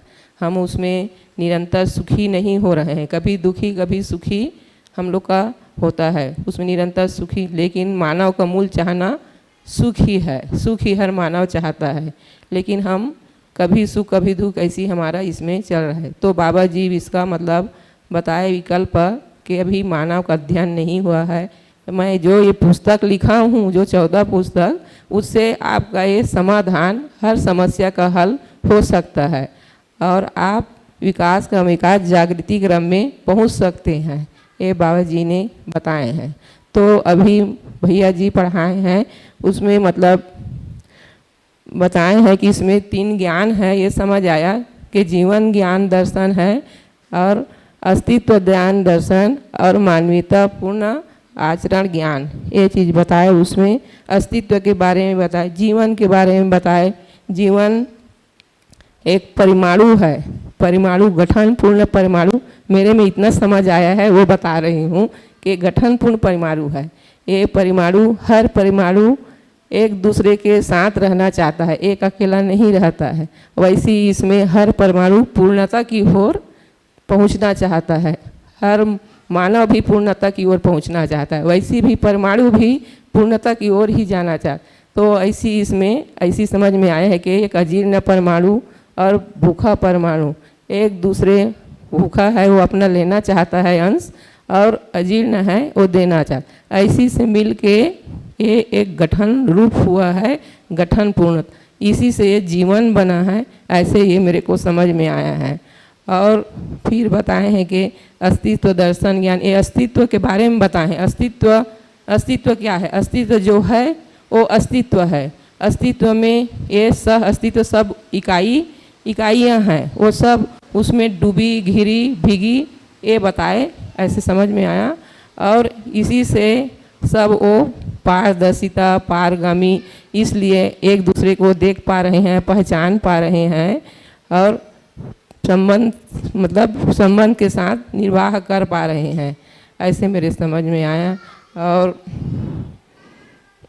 फिर साथ संबंध के बारे में बताए हैं कि साथ संबंध है, और 30 मूल्य के बारे में भी बताए, और फिर 10 सोपानीय व्यवस्था के बारे में बताए कि ये 10 सोपानीय व्यवस्था आगे चल के सब समझदार हो जाएंगे, सबके समझ में आ जाएगा, तो ये अखंड समाज सार व्यवस्था बन सकती है। ऐसे इतना मेरे को थोड़ा थोड़ा समझ में आया है। धन्यवाद।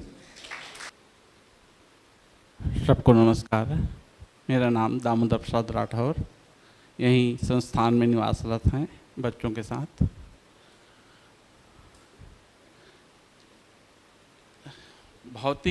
भौतिकवाद में तो सब है, बहुत जिए खाए पिए, और जो आदर्शवाद में हम बचपन से ही लगे रहे। भौतिकवाद में तो ज़्यादा नहीं जिया, आदर्शवाद में ही ज़्यादा समय गुजरा हमारा।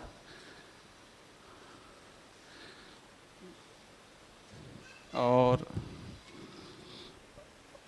वैसे बोलने की ज़्यादा आदत तो नहीं है, फिर भी कोशिश कर रहा हूँ थोड़ा।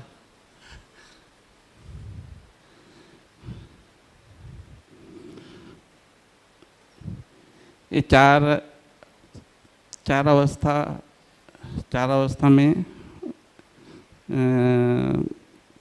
30 प्रकार के मूल्य पकाए गए। 30 प्रकार के मूल्य हैं, जिसमें जीवन मूल्य 4 प्रकार के, सुख शांति संतोष आनंद। मानव मूल्य बताए गए 6, धीरता वीरता उदारता दया कृपा करुणा। स्थापित मूल्य 9 है, शिष्ट मूल्य 9 है, वस्तु मूल्य 2। इस तरह से 30 मूल्य बताए गए।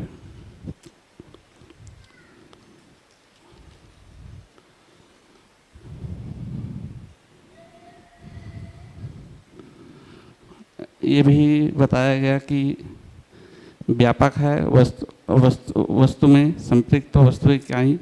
इस तरह से समझ में आता है कि व्यापक में सारे इकाइयाँ डूबी भीगी घिरी हैं। भीगी होने के स्वयं का पहचान है, डूबा होना संबंध की पहचान है, घिरा होना एक दूसरे के एक अस्तित्व में होने की पहचाने का आधार है। क्योंकि डूबा होने से नियमों का पठन होती है, इसमें दूसरे को पहचान पाता हूँ। ये 7 संबंध भी बताए गए, 7 संबंध, और 7 संबंध के साथ में 10 सोपानी व्यवस्था बताया गया आज।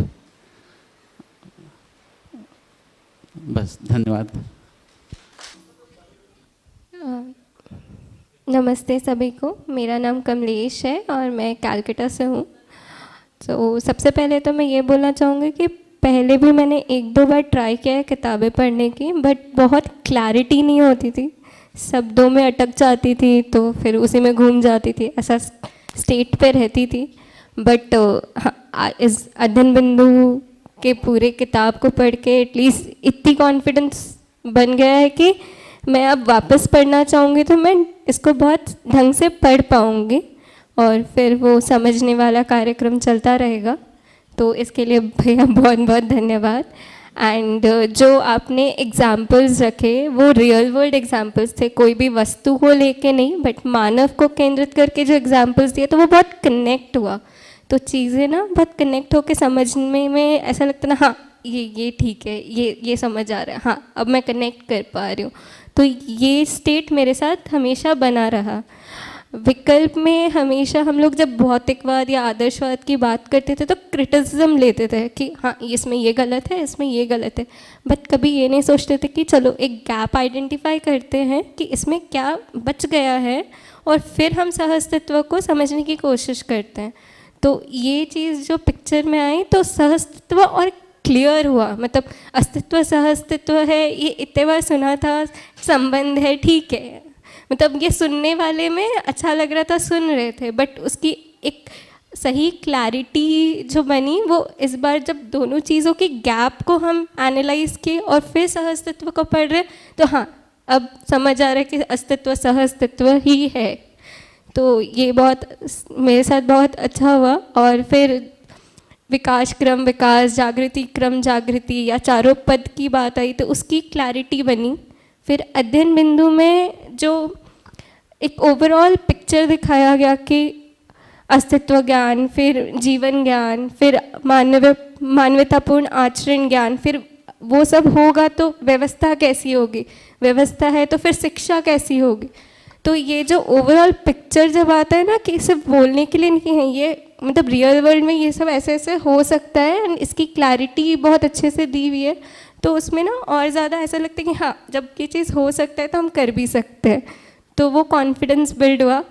और आज भैया ने एक ना वर्ड यूज़ किया था यहाँ पे कि परिवार समूह एक तरह से परिवार ही है। तो ना मेरे को ना बहुत क्वेश्चंस पूछे जाते हैं, सोम भाई आपके मामा जी कैसे हुए, संकेत भाई आपके मामा जी कैसे हुए, मुझे ये बता। तो ना आज मैं ऐसे बोल सकती हूँ कि मेरे मामा जी हैं ही और हैं, बस उसके आगे कोई एक्सप्लेनेशन नहीं है। Thank you. आप सभी को नमस्ते। मेरा नाम नारायण प्रसाद राठौर है और ज़्यादा दिन तो यहाँ हुआ नहीं है, 1-2 शिविर किया हूँ भाई भाभी लोगों के साथ में। पहले कोल इंडिया में था इलेक्ट्रिकल पद पर, फॉरमैन इंचार्ज में। तो कुछ वर्षों के बाद यहाँ अध्ययन बिंदु शिविर हुआ था, तो उसमें भैया जी बताए थे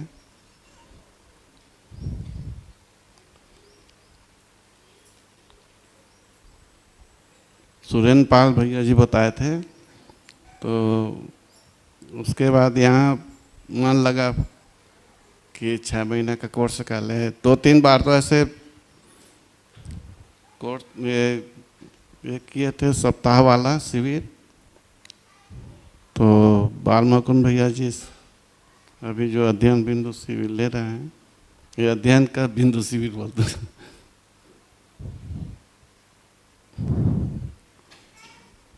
तो बोलने का तो ऐसे है नहीं जाता, मेरा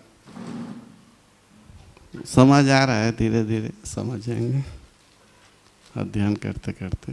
धन्यवाद। हेलो, नमस्ते। मैं एक गोपी निषाद दुर्ग जिला से। जैसे इस विकल्प को मैं पूरे दर्शन का सार के रूप में देख पा रहा हूँ। कुछ बुक पठन का प्रयास किया था, तो उसमें सब बुक को छूता है ये विकल्प। तो बाबा जी कह रहे हैं कि इसमें अस्थिरता, अनिश्चितता, इस शब्द को लाने का कारण यही है कि जो भौतिकवाद है और आध्यात्मवाद, ना ये तो संबंध को क्लियर कर पाया, ना परिवार को क्लियर कर पाया। ये दोनों मध्यस्थ दर्शन में क्लियर हो पाया कि कैसे परिवार को भी वो किया जाए और संबंध को भी बनाया जाए।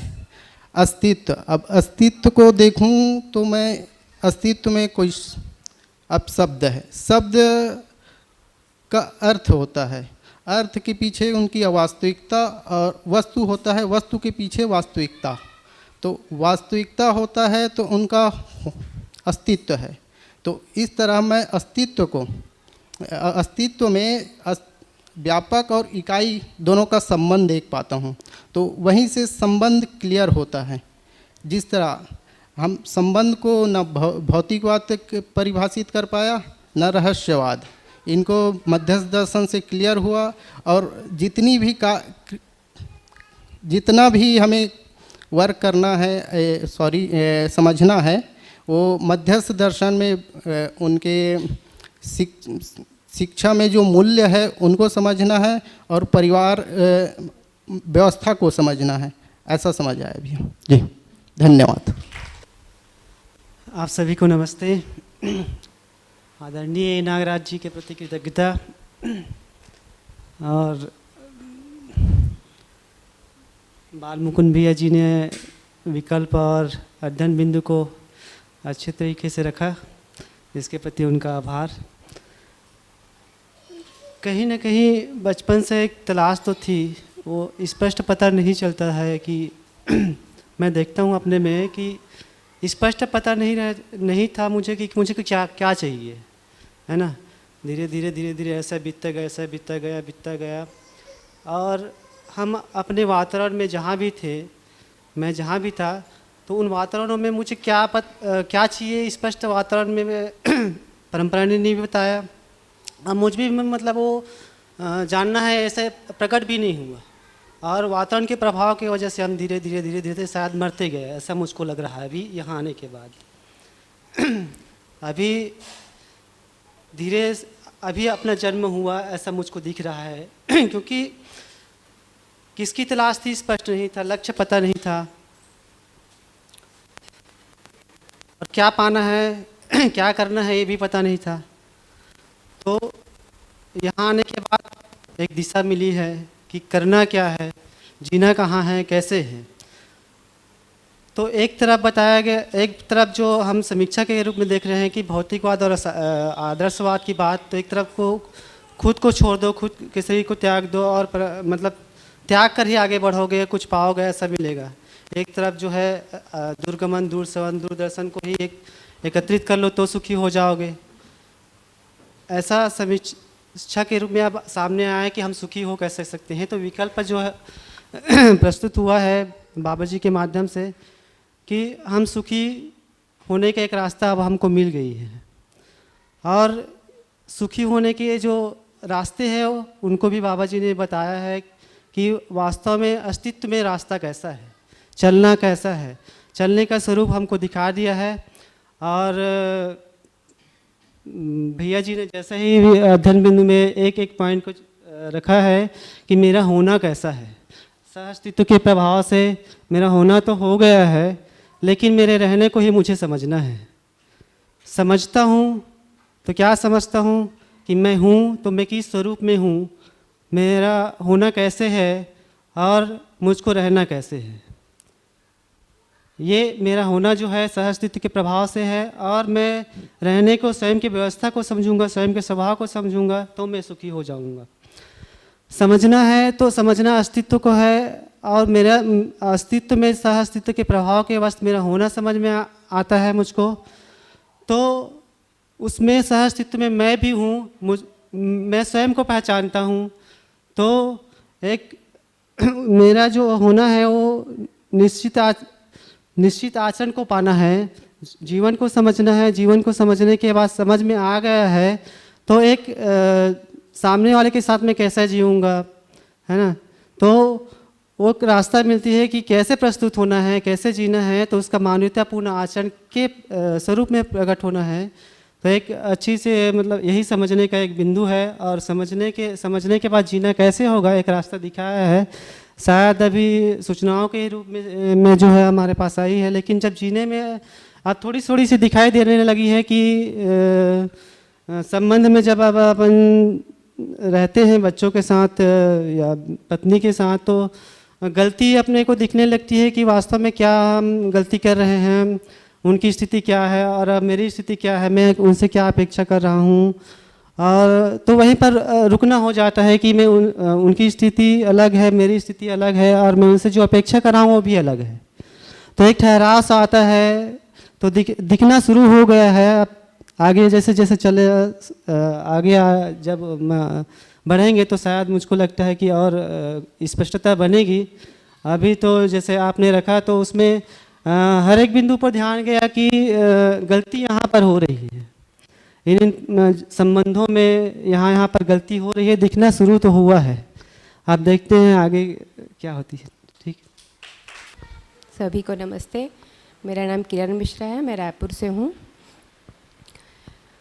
मुझे अभी तक जो समझ में आया, एक तो भौतिकवाद और आदर्शवाद में, भौतिकवाद का तो थोड़ा बहुत समझ में आता था, लेकिन आदर्शवाद मुझे कभी समझ में नहीं आया कि कैसे क्या भगवान बोलते हैं, क्या ये करते हैं, क्योंकि मेरे को कुछ समझ में नहीं आता था। और मैं हमेशा आसपास यही देखती थी कि जो ज़्यादा मन दुखाते थे वो ज़्यादा पूजा करते थे। मैं बोली ये क्या है, ऐसा थोड़ी होता है तो मैं कभी इस पर विश्वास नहीं कर पाई। हमारे घर में बहुत ज़्यादा पूजा पाठ होता था, बहुत ये होता था, लेकिन कभी कोई सुखी ऐसा तो मैं नहीं देखी। तो कभी मेरा विश्वास नहीं बन पाया उस पर। तो यहाँ पर जो ईश्वर जो व्यापक को बोल रहे हैं, तो मैं उससे बहुत कनेक्ट कर पाई कि हाँ ईश्वर तो यही है। तो ये मैं बहुत समझ में आया मेरे को कि व्यापक में हम सब डूबे घिरे भीगे हैं, और यही इसी से हम एक दूसरे को पहचान रहे हैं, इसी से हम क्रियाशील हैं। सब ये मेरे को समझ में आया।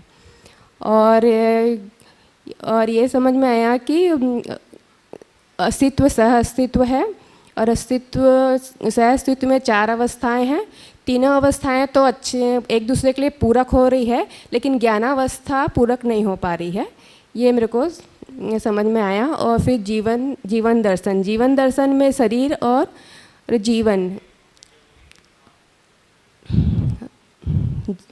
जीवन दर्शन में शरीर और जीवन। अभी तक हम अपने को शरीर मान के जी रहे थे, लेकिन दर्शन बोलता है कि हम शरीर और जीवन दोनों की अभिव्यक्ति हैं। तो जीवन में ही सुख और दुख होता है, तो इसको समझने के लिए हमको वो जीवन क्रिया को समझना होता है। तो जीवन क्रिया भी समझ में आया कि अभी हम सिर्फ मन के लेवल पे काम कर रहे हैं, 4.5 क्रिया चल रही है, इसीलिए हम दुखी हैं। तो और फिर उसके बाद मानवतापूर्ण आचरण। तो मानवतापूर्ण आचरण भी समझ में आया कि ये 7 संबंध होते हैं, 7 संबंध में अपने को मूल्य मानवतापूर्ण आचरण करना है, मूल्यों के साथ जीना है। तो ये यहीं पर भी एक मेरे को दिखा कि हम मूल्य के साथ नहीं होते हैं, हम वही शरीर मान के जीते हैं और शारीरिक पोषण करते हैं, और मानसिक पोषण कहीं ना कहीं हमसे छूट जाता है। यहाँ पे ये मुझे समझ में आया। और फिर उसके बाद व्यवस्था पे ध्यान गया कि कैसे ये परिवार व्यवस्था में तृप्त होके हम समाज व्यवस्था में जाएंगे, और मानव जो है परिवार मानव से वो समाज मानव बनेगा, समाज मानव से वो व्यवस्था मानव तक जाएगा। ये समझ में आया। और आज जो पढ़ाया भैया कि 10 सोपानी व्यवस्था में कैसे एक परिवार से 10 परिवार होगा, 10 परिवार से कैसे वो 100 परिवार तक होगा, ये मतलब समझ में आया कि ये शिक्षा और व्यवस्था के द्वारा होगा, और ये समझ के साथ होगा।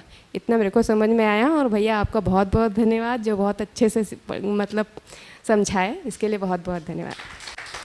आप सभी को नमस्ते, मेरा नाम टिकेश्वरी साहू है। पहले तो मुझे पता नहीं था कि जीवन, पहले तो इतना पता था कि शरीर मानकर जीते थे, जिंदा रहना और जीने में फिर वर्चस्वी के बाद पता चला कि जीवन शरीर को चलाने वाला कोई जीवन है। और उसके बाद भैया जी ने बताया अस्तित्व दर्शन ज्ञान, उसमें पता चला कि अस्तित्व में व्यापक और इकाई है तो फिर सभी पूर्णता के अर्थ में है। उसी तरह मानव भी कहीं न कहीं पूर्णता की प्यास में है। और भैया जी ने आज बताया कि अगर परिवार मानवतापूर्ण आचरण लाना है तो पहले अपने आप में, फिर परिवार में, फिर समाज, ऐसे ऐसे आगे आने वाले पीढ़ी को यदि मानवतापूर्ण आचरण में लाना है तो पहले अपने में, फिर परिवार में, ऐसे करते करते पूरे धरती का मानव यदि ऐसे ही मानवतापूर्ण आचरण में रहेगा तो एक दिन वाकई में धरती असंतुलित और तापग्रस्त होने से बच जाएगी। बस इतना ही, धन्यवाद। बाल मुकुंद भैया जी को मेरी तरफ से बहुत बहुत धन्यवाद। भैया जी, आपने इतने अच्छे ढंग से पुस्तक को समझाया। सभी को नमस्ते। मेरा नाम रोज़ी है।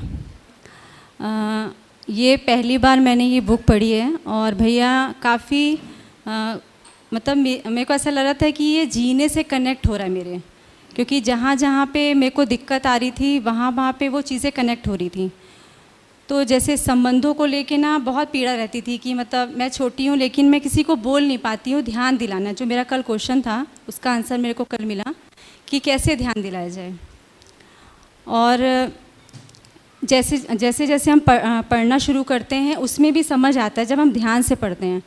तो ऐसे लग रहा था कि मैं अपनी मन की स्थिति बताऊं तो ऐसा लग रहा था कि ये मैं पूरी बुक ख़त्म कर पाऊंगी कि नहीं, मेरा मन लगेगा कि नहीं, मैं समझ पाऊंगी कि नहीं। लेकिन बाबा जी ने बोला ही हुआ है कि हर मानव समझ सकता है, तो इतना विश्वास आ गया है कि हाँ मैं भी समझ सकती हूँ। तो काफ़ी बढ़िया रहा भैया। कहीं जहाँ जहाँ पे संबंधों को लेके जो था साथ संबंध हैं उसमें काफ़ी मूल्यों पर ध्यान गया। और भौतिकवाद और आदर्शवाद, तो भौतिकवाद मेरा पहले से भी बहुत नहीं था और आदर्शवाद में जो पूजा पाठ का था वो बहुत ज़्यादा था। मतलब इससे अच्छा पति मिलेगा पूजा पाठ करने से, सास ससुर अच्छे मिलेंगे, तो पूरा मैंने रट लिया था उसको। तो अभी ऐसा लग रहा है कि जो मैं पढ़ रही हूँ उसको मैं समझ के और संबंधों में अच्छे से जीऊँ, वो मेरी उपलब्धि है। तो मेरे को पढ़ने में, समझने में और परिवार में मतलब काफ़ी मज़ा आ रहा है। और मैं अंदर ही अंदर मेरे को ना खुशी मिल रही है। पहले ऐसा लगता था कोई मेरे को खुश करेगा, लेकिन जैसे जैसे मैं समझ रही हूँ तो मैं बहुत रिलैक्स हो रही हूँ। और एक जो सबसे अच्छी बात है कि जो पति पत्नी हम दोनों हैं तो हमारे रिश्ते और खूबसूरत हो रहे हैं कि हम दोनों एक साथ अध्ययन कर रहे हैं। तो जहाँ जहाँ पे हम फंस रहे हैं तो हम एक दूसरे को ना सुन पाते हैं। पहले रहता था कि ठीक है मैं बोल रही हूँ, ये थोड़ा हाई, तो ऐसा लगता है ठीक है ये बोल रहे हैं, थोड़ा हमको अभी चुप रहना है। तो काफ़ी चीज़ों पे ध्यान गया, तो मेरे को तो बहुत मज़ा आ रहा है। बस नमस्ते सबको। नमस्कार। एक तो जिस अपेक्षा के साथ हमने शुरू किया था कि हम 6 महीने एक बार वांग्मय से गुजर जाएं, तो ठीक है 10 दिन काफ़ी बढ़िया रहा है। से भी ऐसा कुछ काफ़ी सारी चीज़ें कनेक्ट भी हुई हैं। और मैं यही बोलूँगा कि हम दोनों साथ में कर रहे हैं तो उसके एक निश्चित ही बढ़िया है क्योंकि हम संवाद कर पाते हैं। और क्योंकि अभी तक मैं ही बात करता था तो बहुत बार इन तक बहुत चीज़ें नहीं भी पहुंचती थी, तो अभी वो कनेक्ट भी होती हैं। तो ये अच्छा है परिवार में अगर हम एक लक्ष्य के साथ बढ़ रहे हैं तो आधार क्या है वो अगर हम दोनों को क्लियर हो तो आसान तो होता है निश्चित ही। तो उससे मतलब बच्चे को संभालना भी और आसान है। पहले मतलब कहीं पर भी फ्रिक्शन की जगह नहीं बचती, तो इसलिए ज़रूरी है। और बस मेरा अभी तक एक अपेक्षा है, वो मेरे क्वेश्चन रह गया, पूछ नहीं पाया, मैं अभी रख देता हूँ, आगे 6 महीनों में शायद पूरा हो। मुझे लगता है कि अभी भी ये जितनी बातें हैं तो इतनी सारी सूचनाएं हैं, ये सूचना मतलब क्यों नहीं कहीं आत्मसात हो रही हैं, इसके रिजल्ट्स कैसे आएंगे, वो एक मेरा क्वेश्चन है अभी भी। कि तो इतनी सारी सूचना अगर हो गई हैं कनेक्ट, तो फिर कोई कंप्लीट है या वैसा जी रहा है, ऐसा अभी मुझे दिखता नहीं है। तो बीच बीच में ये क्वेश्चन चलते रहते हैं और है ना। और कुछ जगह ऐसा लगता है कि तात्विक बातें तो इम्पोर्टेंट हैं ही, तात्विकता के साथ व्यवहार में चीज़ें कनेक्ट होती हैं तो वो निश्चित और गति मिलती है उससे। अगर वो सिर्फ तात्विकता है तो फिर बहुत कनेक्ट नहीं होता। और इसमें भी शिविर, इस क्लास में ये रहा, मुझे बहुत बार ऐसा लगा कि बाबा जी तो चीज़ों को बहुत आसान से कह रहे हैं, भाई बहुत सारी बातें कर रहे हैं थोड़ी और कम बातें होनी चाहिए। और तो थोड़ा उसको हम कैसे और हल्का, बातें तो उतनी ही हैं, ये अपेक्षा है, क्योंकि आगे भी शायद आप कुछ किताबें लेंगे ही लेंगे और मुझे नहीं पता, तो कैसे हल्का भी रहे और गहराई भी रहे, लेकिन वो व्यवहारिकता के साथ जुड़ती हुई। क्योंकि अगर वो आम आदमी से नहीं जुड़ रही है तो क्या हर आदमी को IIT या BCom या BSc से गुजर के ही समझना होगा? जैसे एक मेरा ही प्रश्न बना अभी 10 दिनों में, क्योंकि बहुत सारा उसमें बातें थी जो एक लेमैन को कैसे समझ में आएंगी ना। क्या ये कुछ लोगों के लिए रहेगा? बाबा तो ये भी कह रहे हैं कि हर आदमी समझ ही सकता है, तो हर आदमी कैसे समझेगा? तो ये बातें कैसे व्यवहारिक और थोड़ी समझाने में भी कैसे ईज़ हो जाए, तो उससे ज़्यादा उपकार होगा, ऐसा मुझे लगता है ना। बस इतनी सी अपेक्षा, ये कैसे और सॉल्व होंगी। बाकी तो जिम्मेदारी हम सब की भी है कि हम लोग समझेंगे तो और चीज़ें कैसे इसको जिएंगे और कैसे ईज़ कर पाएंगे, वो भी ज़रूरी लगता है मुझे। बस ये एक अपेक्षा है, इसको अन्यथा ना लीजिएगा, है ना। क्योंकि हम लोग अब IIT तो जा ना पाएंगे और जाने का मन भी नहीं है समझना भी है, जीना भी है। हाँ, अगर अनुभव संपन्न आप हो गए तो लगेगा कि IIT वाला हो गया, बाकी नहीं हो सकते हाँ, अगर वैसे निश्चित ही अगर ऐसा कुछ होता है तो अच्छी बात है, खुशहाली ही है वो तो, है ना। क्योंकि बाबा जी बहुत इजी की बात कर रहे हैं, तो थोड़ा और कैसे इजी हो जाए, बस इतना सा लग रहा है। क्योंकि अभी मुझे मालूम पड़ा कि कुछ और गहरे गहरे लोग आने वाले, तो हम लोग निकल पाएंगे कि नहीं निकल पाएंगे, ये भी सोचना था तो पहले से अपेक्षा रखता हूँ कि थोड़ा सा इजी हो जाए। चलो, धन्यवाद जी। सभी को नमस्ते। मैं मंजू साहू और 4.5 साल हो गए इस दर्शन से जुड़े हुए। संयोग बस इस बार मतलब अध्ययन का मन बना। पहले ही पुस्तकों को पढ़ती थी लेकिन उतना ध्यान नहीं जाता था, लेकिन सभी भाई बहनों के साथ बैठ के जो पढ़ने का जो है वो अलग ही है। अकेले में पढ़ना और सभी भाई बहनों के साथ सामूहिक पठन करना, ये बहुत अच्छा लगा मुझे। और भैया जी का बहुत बहुत धन्यवाद कि एक एक चीज़ जो है समझ में आती जा रही है। और आगे तो मतलब भौतिकवाद और आदर्शवाद में देखा गया कि आदर्शवाद में तो मैं जीते आई हूँ। मतलब ईश्वर, पूजा पाठ, शादी नहीं हो रही है तो वहाँ उस पंडित को दिखाओ, इस पंडित को दिखाओ, ऐसा ऐसा क्रम चलते गया। लेकिन दर्शन के हिसाब से जब हम आए, सह अस्तित्व क्या है, व्यापक जो है ईश्वर है, और उसमें हम एक इकाई के रूप में डूबे भीगे घिरे हुए हैं। तो ये मतलब शरीर और जीवन, अभी तक तो हम अपने को शरीर मानते ही चल रहे थे और जीवन में कुछ जीवन क्या होता है ये समझ में ही नहीं था। तो जीवन में जो 4.5 क्रियाएं होती हैं उसके आधार पर हम जी रहे हैं, प्रिय हित लाभ के आधार पर। और आगे जब हम पुस्तकों का पठन श्रवण करेंगे तो मुझे ऐसा लगता है कि जीने के लिए ये आसान हो जाएगा। बस, धन्यवाद। नमस्ते सभी को। मैं तो पहले ये समझ पाई हूँ कि पहले तो अपना विश्वास बने, तो मेरा विश्वास बन पाया, ये बहुत बड़ी बात लगी मुझे को। तो और दूसरा, मेरे समर बेटा जी से मेरे को ऐसा लगा कि अगर मेरे अंदर नहीं सीखा हुआ होगा जैसे, तो मैं बेटा जी को कैसे दे पाऊँगी वो। तो पहले तो मुझे खुद को ही अपने में आना चाहिए। तो इस तरह से हुआ, लेकिन बाद में मेरा लगा कि मैं 6 महीने कैसे जा पाऊँगी अध्ययन के लिए। तो उसमें मेरे हस्बैंड की पूरी स्वीकृति रही। उन्होंने कहा ठीक है जाओ, मैं देखूँगी जैसे देख पाऊँगा। और आप जाओ। फिर मुझे लगा कि सब लोग बोलते हैं कि साथ साथ में होना चाहिए, उस पर थोड़ा सा मेरा पूरा मन नहीं बन पा रहा था कि साथ साथ में नहीं होगा तो होने में दिक्कत होगी, कैसे होगा। फिर लगा साथ साथ तो मुश्किल लग रहा है, इसलिए थोड़ा सा विश्वास अच्छा बन पाए अपने आप में ही, तो अलग अलग करके भी हम एक साथ कर पाएंगे उसको, ऐसा मैं अपने आप में विश्वास कर पाई।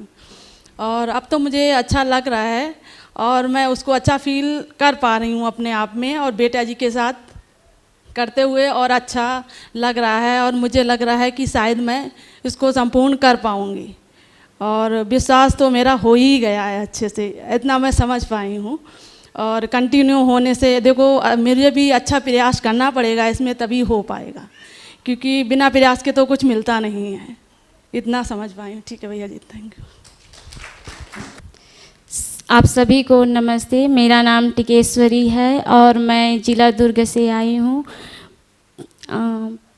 अस्तित्व में 3 ज्ञान हैं: सह अस्तित्व ज्ञान, जीवन ज्ञान और मान्यता पूर्णता ज्ञान। उसमें सह अस्तित्व ज्ञान में व्यापक में ही इकाई है और हम डूबे भीगे हैं। और जीवन ज्ञान में, जीवन क्रिया में भ्रमित अवस्था में हम अभी 4.5 क्रिया में जी रहे हैं। और मानवतापूर्ण आचरण में समझ में आया कि 7 संबंध है, उसमें हम कैसे जिए, 7 संबंध में विश्वास होना है, और ये सब समझ से ही आएगा, ऐसा मैं समझी हूँ। धन्यवाद। सभी को नमस्ते। मेरा नाम चारुशीला है। अध्ययन की ये यात्रा शुरू होने से पहले मनस्थिति बन ही चुकी थी कि विकल्प तो चाहिए। इसका कारण ये था क्योंकि बचपन में आदर्शवाद को घर पे देख ही लिया था, वो तो खेल ही लगता था। तो जैसे से बड़े हुए तो उस पर विश्वास हुआ कि ये कुछ है नहीं है, खेल ही है। कभी कभी भरोसा करने की कोशिश की पर वो भरोसा कभी बन नहीं पाया। फिर बड़े होने के बाद जब नौकरी की तो भौतिकवाद का वो अति भौतिकवाद जिया तो नहीं पर बहुत करीब से देख लिया था। तो वो भी एक ये बन गया था कि इसमें भी कुछ है नहीं, ऐसा तो जीना नहीं है आगे। फिर पर अभी और क्या वो पता नहीं था, तो एक खालीपन सा बना ही था। फिर उसके बाद जब खालीपन था, फिर जब शादी हुई और तभी भी कुछ पता नहीं था कि क्या करना है। पर जब बच्चे हुए तो मैं हमेशा से लगती कि मैं कृतज्ञ हूँ मेरे बच्चों के लिए, क्योंकि जब वो हुए तभी ये प्यास शुरू हुई कि इनको कैसे बढ़ाया जाए। आदर्शवाद भौतिकवाद से तो उनको ऐसे तो उनको बढ़ाना नहीं है, पढ़ाना भी नहीं है ऐसे वातावरण में, तो क्या किया जाए। तो भौतिकवाद का एक अच्छा हुआ कि जो इंटरनेट ये सब चीज़ें उसमें काफ़ी पढ़ा, तो इस तरीके से जीवन विद्या के बारे में पता चला। तो जब जीवन विद्या के बारे में पता चला, परिचय शिविर किया, तो कि ये विकल्प है और ये विकल्प समझना है, ये स्वीकृति हो गई। और अध्ययन में इसी मनस्थिति के साथ आना हुआ कि ये तो समझना है, इसका यात्रा तो शुरू करनी है समझने की। तो जब पठन शुरू हुआ तो एक बहुत अच्छी बात जो दिखी है, पहले सहअस्तित्व के बारे में बताया गया तो उसमें एक पैटर्न दिखा। वही पैटर्न फिर जब वो मुझ में मेरे बारे में बताया गया, जैसे मैं और फिर वो हम अस्तित्व को कैसे देख रहे, फिर हमारा आचरण उसके हिसाब से कैसे चेंज हो रहा है, वो एक बात बहुत अच्छे से समझ में आई। और फिर जब ये और आगे बढ़ा कि ये परिवार से कैसे कनेक्ट हो रहा है, एक पैटर्न दिखा परिवार में भी। फिर जब संबंधों के बारे में बताया गया तो 7 संबंध कैसे ये एक व्यवस्था है, कैसे ये ज़रूरी है समझना। और फिर ये जब परिवार से समाज में गया, समाज से फिर ग्राम, राष्ट्र, अंतर्राष्ट्र, तो एक पैटर्न दिख रहा है। वो लेवल्स जो 1 2 3 बताते, वो एक पैटर्न दिखते आ रहा है शुरुआत से ही। तो ये आश्वस्ति हुई कि ये शायद समझा जा सकता है, अभी कुछ तो कनेक्शंस हर चीज़ में है। पर जब परिवार के बारे में भैया बात कर रहे थे तो थोड़ा सा मायूसी भी हुई, क्योंकि जैसे ही बोले दीदी ने भी बोला कि अकेले कर रहे हैं। क्योंकि जब राखी में भी हम घर पे गए तो एक अजीब सी शांति थी, मतलब दिमाग में एक अजीब सा ये था, कुछ वार्तालाप ही नहीं हो पा रही थी, क्योंकि समझाना तो था नहीं, क्योंकि हम खुद ही समझे नहीं तो कुछ बात नहीं करनी थी। तो वो एक अजीब सी शांति थी। तो कभी कभी ये भी लगा कि ये तो डीप तो जा रहा ही है, और सब कहते कि और गहराई में जाएगा, तो इसको कंटिन्यू करें या ना करें। वो थोड़ा सा कश्मकश तो थी ही, वो अभी भी है। पर संयोग तो हुआ नहीं कि हम दोनों साथ में करें, तो देखते हैं आगे और कैसे चलेगा ये। तो बस इतना, ये विकल्प बिंदु से एक आश्वस्ति बनी है कि ये समझा जा सकता है, और ये जीने में कैसे आएगा ये शायद पता चलेगा और आगे जाके। बस धन्यवाद।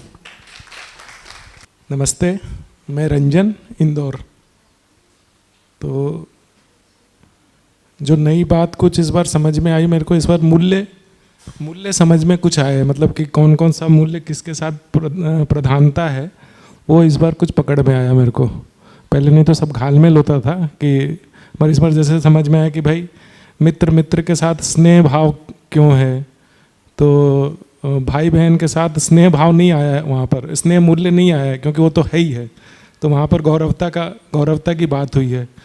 तो मेरे को इस बार मूल्य थोड़ा थोड़ा समझ में आया कि कहाँ पर मूल्य क्यों आ रहा है और उसका क्रम क्या है, क्रम क्यों ऐसा है। जैसे गुरु शिष्य में है तो प्रेम, वात्सल्य, ममता है, तो माता पिता में जो है उसका ममता, वात्सल्य, प्रेम है, ऐसा उसका क्रम क्यों है। तो ये इस बार थोड़ा समझ में कुछ आया मेरे को। और उसी तरह पति पत्नी में फिर सभी चीज़ है, मतलब कि उसमें क्योंकि अलग अलग समाज से आ रहे हैं तो उसमें स्नेह भी होना है, गौरव भी होना है, सम्मान भी होना है और प्रेम भी होना है, क्योंकि वो अलग अलग समाज से आ रहे हैं। तो कहाँ कौन से मूल्य आ रहे हैं ये मेरे को थोड़ा इस बार पकड़ में आया। बाकी बातें तो काफ़ी कुछ मेरे को ध्यान में थी। दूसरा ये डूबा भीगा घिरा, इसमें इस बार काफ़ी कुछ क्लियरिटी हुई कि जो घिरा से कैसे नियंत्रण होता है, ये बात समझ में आई। दूसरा भीगा से स्वयं की पहचान हो रही है अपनी, और डूबा से परस्परता में संबंध का निर्वाह की योग्यता आ रही है, ये बात कुछ समझ में आई। तो और जीवन क्रिया में कुछ स्पष्टता बनी थोड़ी पहले से। बाकी ये ध्यान में आया कि जो भैया ने एक बात बोली थी कि परिवार में ही भय, प्रलोभन, आस्था, दीनता, हीनता, क्रूरता है तो समाज में तो रहेगा ही रहेगा, ये एक बात पकड़ में आई मेरे को। बाकी कुछ श्रम गति परिणाम में पहले से स्पष्टता बनी कि श्रम जो स्वयं में होना है और गति जो है परस्परता में होती है, और परिणाम मतलब ये अमरत्व है, मतलब कि स्वयं का अमरत्व ये समझ में आने से भय से मुक्ति होती है।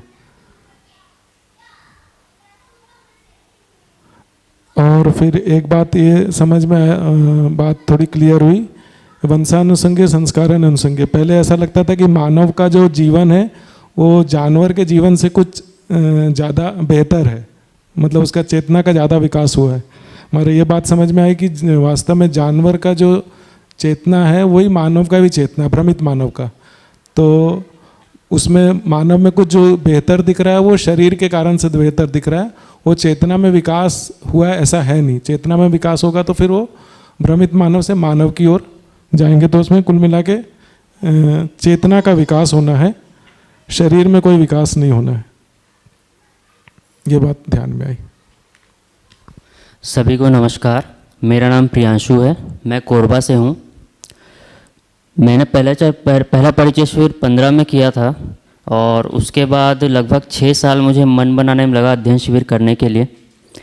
और अभी तक मुझे ये ऐसा लगता था कि अध्ययन तो मतलब 6 महीने का है और 6 महीने आएंगे हो जाएगा, लेकिन इस बीच में 2 दिन अध्ययन शिविर में बैठा था लेकिन मुझे उतना कनेक्ट नहीं हुआ इस शिविर में। लेकिन बैठने के बाद ये लगा कि ये शिविर 6 महीने का केवल पठन है और इसमें बहुत आराम से धीरे धीरे समझना है इसको, और धीरे धीरे ये सूचना अपने अंदर आएगी। ये केवल एक मतलब 6 महीने में हमको कैसे पढ़ना है इसका ये हमको यहाँ पे बताया जाएगा।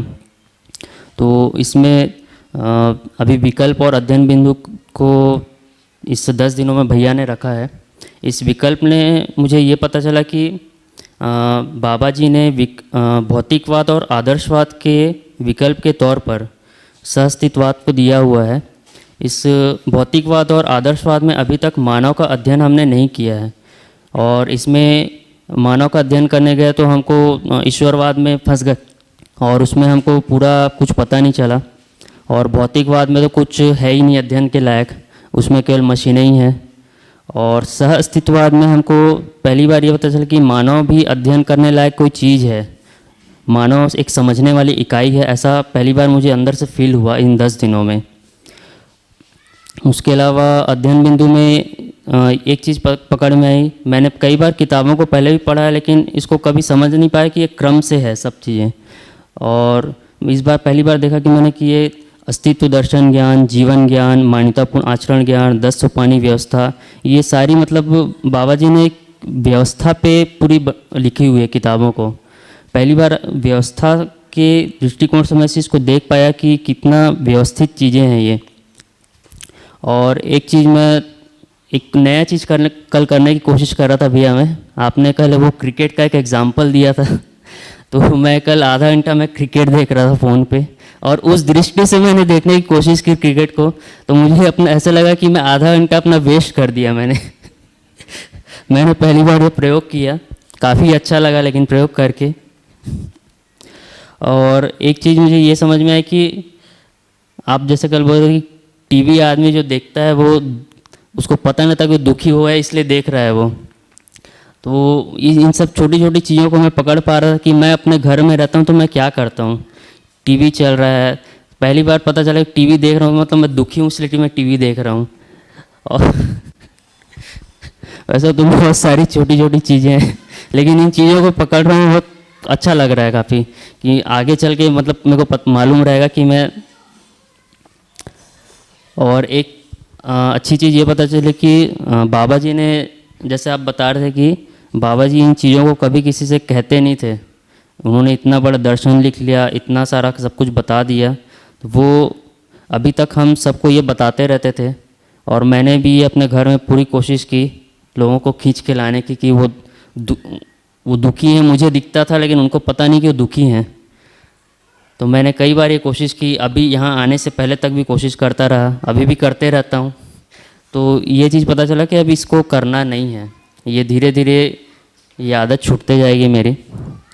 और इन 10 दिनों में भैया पहली बार मुझे ये भी फील हुआ कि इतने टाइम से मैं जब किताबों को पढ़ रहा था तो मुझे ऐसा फील नहीं होता था कि मैं इस किताबों को पढ़ पाऊँगा कभी मैं, लेकिन अभी थोड़ा सा लगा कि हाँ किताबों को पढ़ा जा सकता है।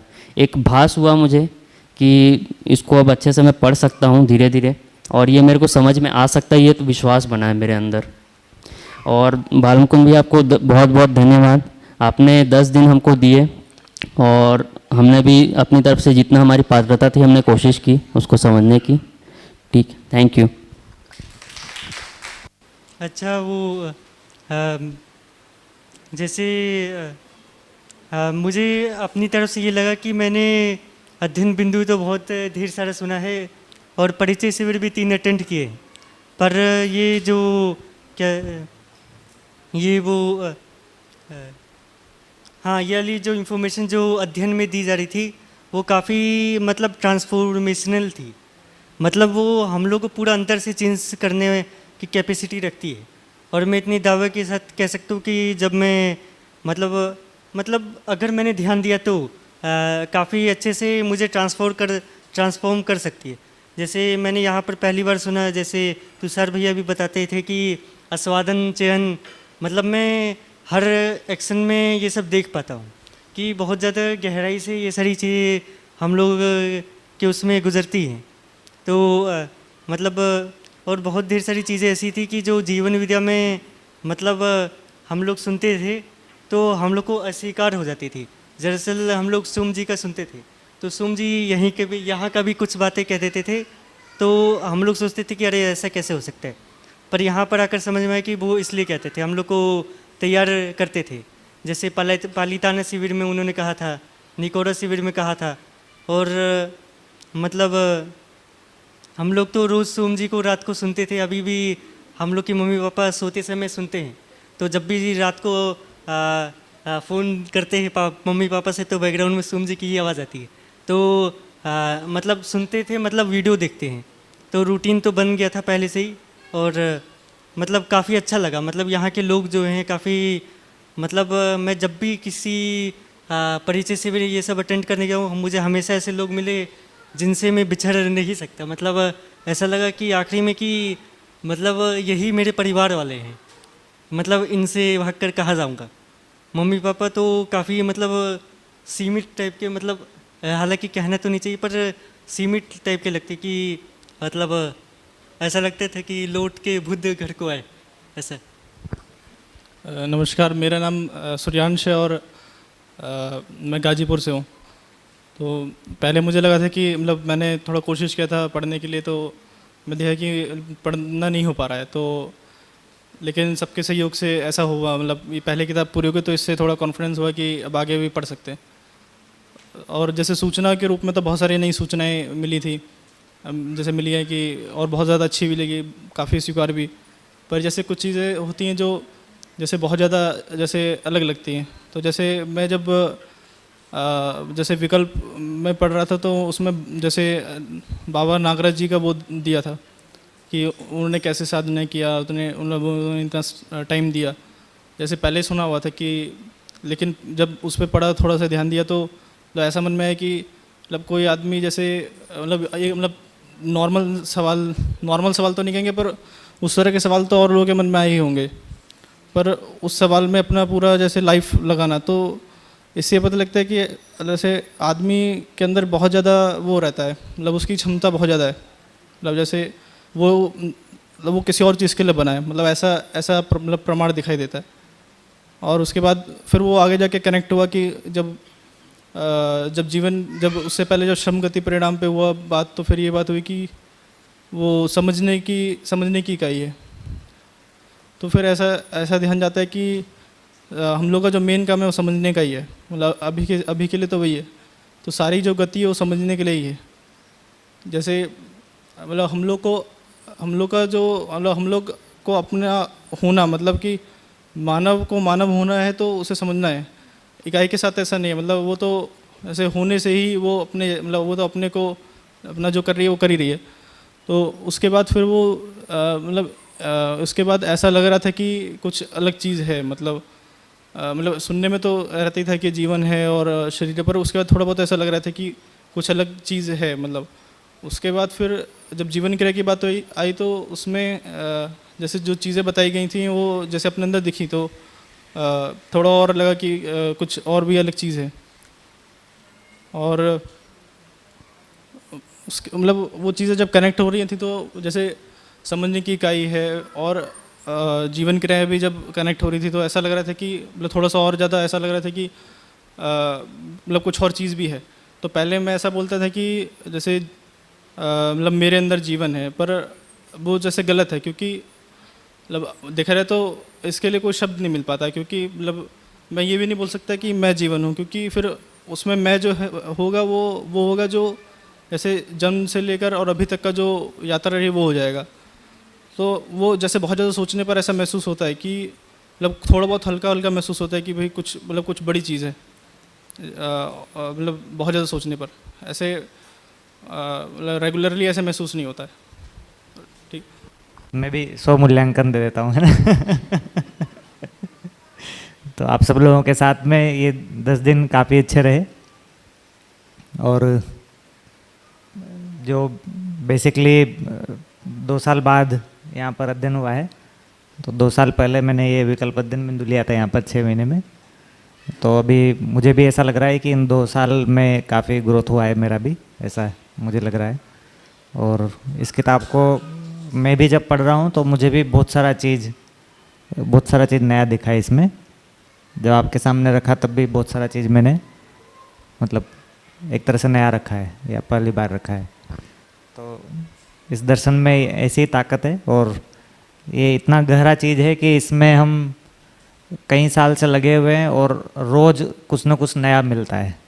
तो काफ़ी इंटेंसिटी से लगने के बाद भी रोज़ बहुत सारा चीज़ इसमें मिलता है। तो जो सोनू भैया बोल भी रहते कि क्यों लोगों को अनुभव नहीं हो रहा है तो ये दर्शन गहरी इतनी चीज़ है कि इसमें ऐसा नहीं है कि रुका हुआ है चीज़, पर ज़्यादा ही गहरा है कुछ। तो उसमें रोज़ सोचते हैं, रोज़ अध्ययन करते हैं तो रोज़ नई नई चीज़ निकलती है। जब भी अभी अगली बार भी मैं इस विकल्प अध्ययन बिंदु को फिर से पढ़ूंगा तो फिर से मुझे बहुत सारी चीज़ और नई दिखेगी। तो ऐसा ही है दर्शन।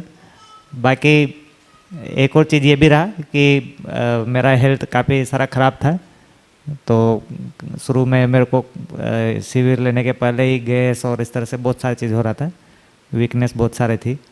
तो विधि का उसमें बहुत सारा योगदान रहा। इतनी सारी चीज़ें विधि ने करी, पूरा 24 घंटे लगी रहती थी पीछे से। तो उसके साथ मेरा यहाँ पर बोलने का एनर्जी बना रहा। बीच बीच में बहुत सारा दे के भेजती थी विधि, और वो सारा ले लेके ही चल रहा था मेरा क्लास जो है। तो विधि और मैं रोज़, मतलब पिछले कई सालों से, जब से हमारा शादी हुआ है इनफैक्ट, तो रोज़ बैठकर हम लोग 1.5-2 घंटा इसको, दर्शन को समझते हैं और कैसे जीने में आ रहा है, इसका हम लोग रोज़ ही चर्चा करते हैं।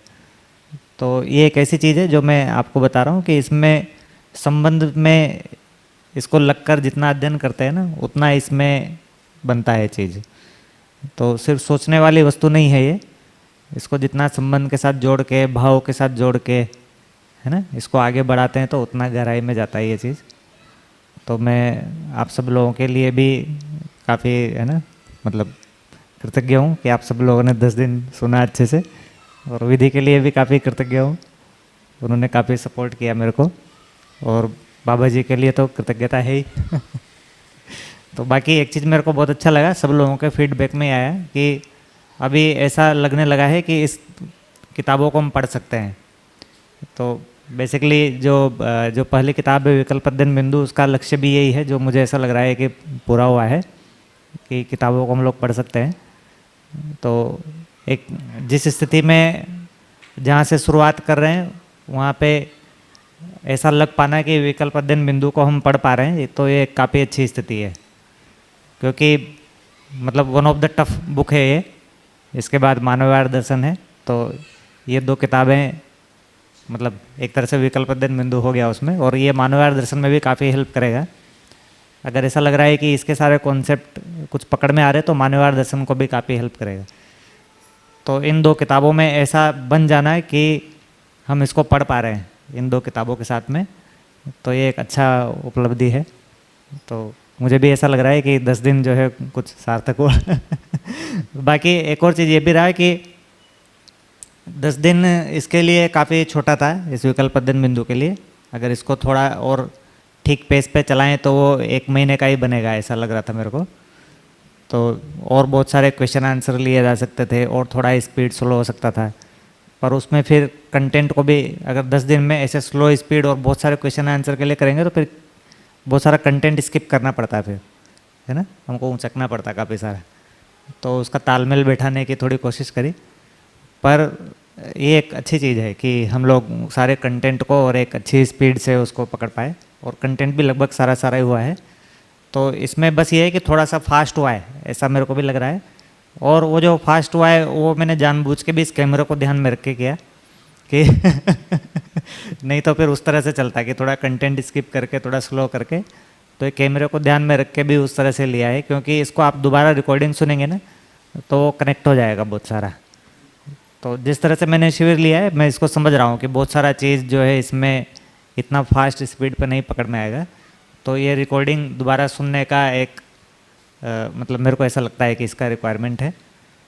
तो ये आप लोग सुनिएगा तो और अच्छे से कनेक्ट हो जाएगा दोबारा। तो काफ़ी अच्छा रहा मेरी ओर से, तो काफ़ी अच्छा रहा। तो ऐसा आप लोगों को लगा होगा कि 6 महीने में आ गए, है ना। अभी परिचय शिविर या अध्ययन बिंदु शिविर नहीं चल रहा है ना, अभी 6 महीने का शिविर चल रहा है ना। तो ये अच्छी बात है, ऐसा फीलिंग बना, ठीक है ना, ठीक है, बहुत बढ़िया रहा है ना।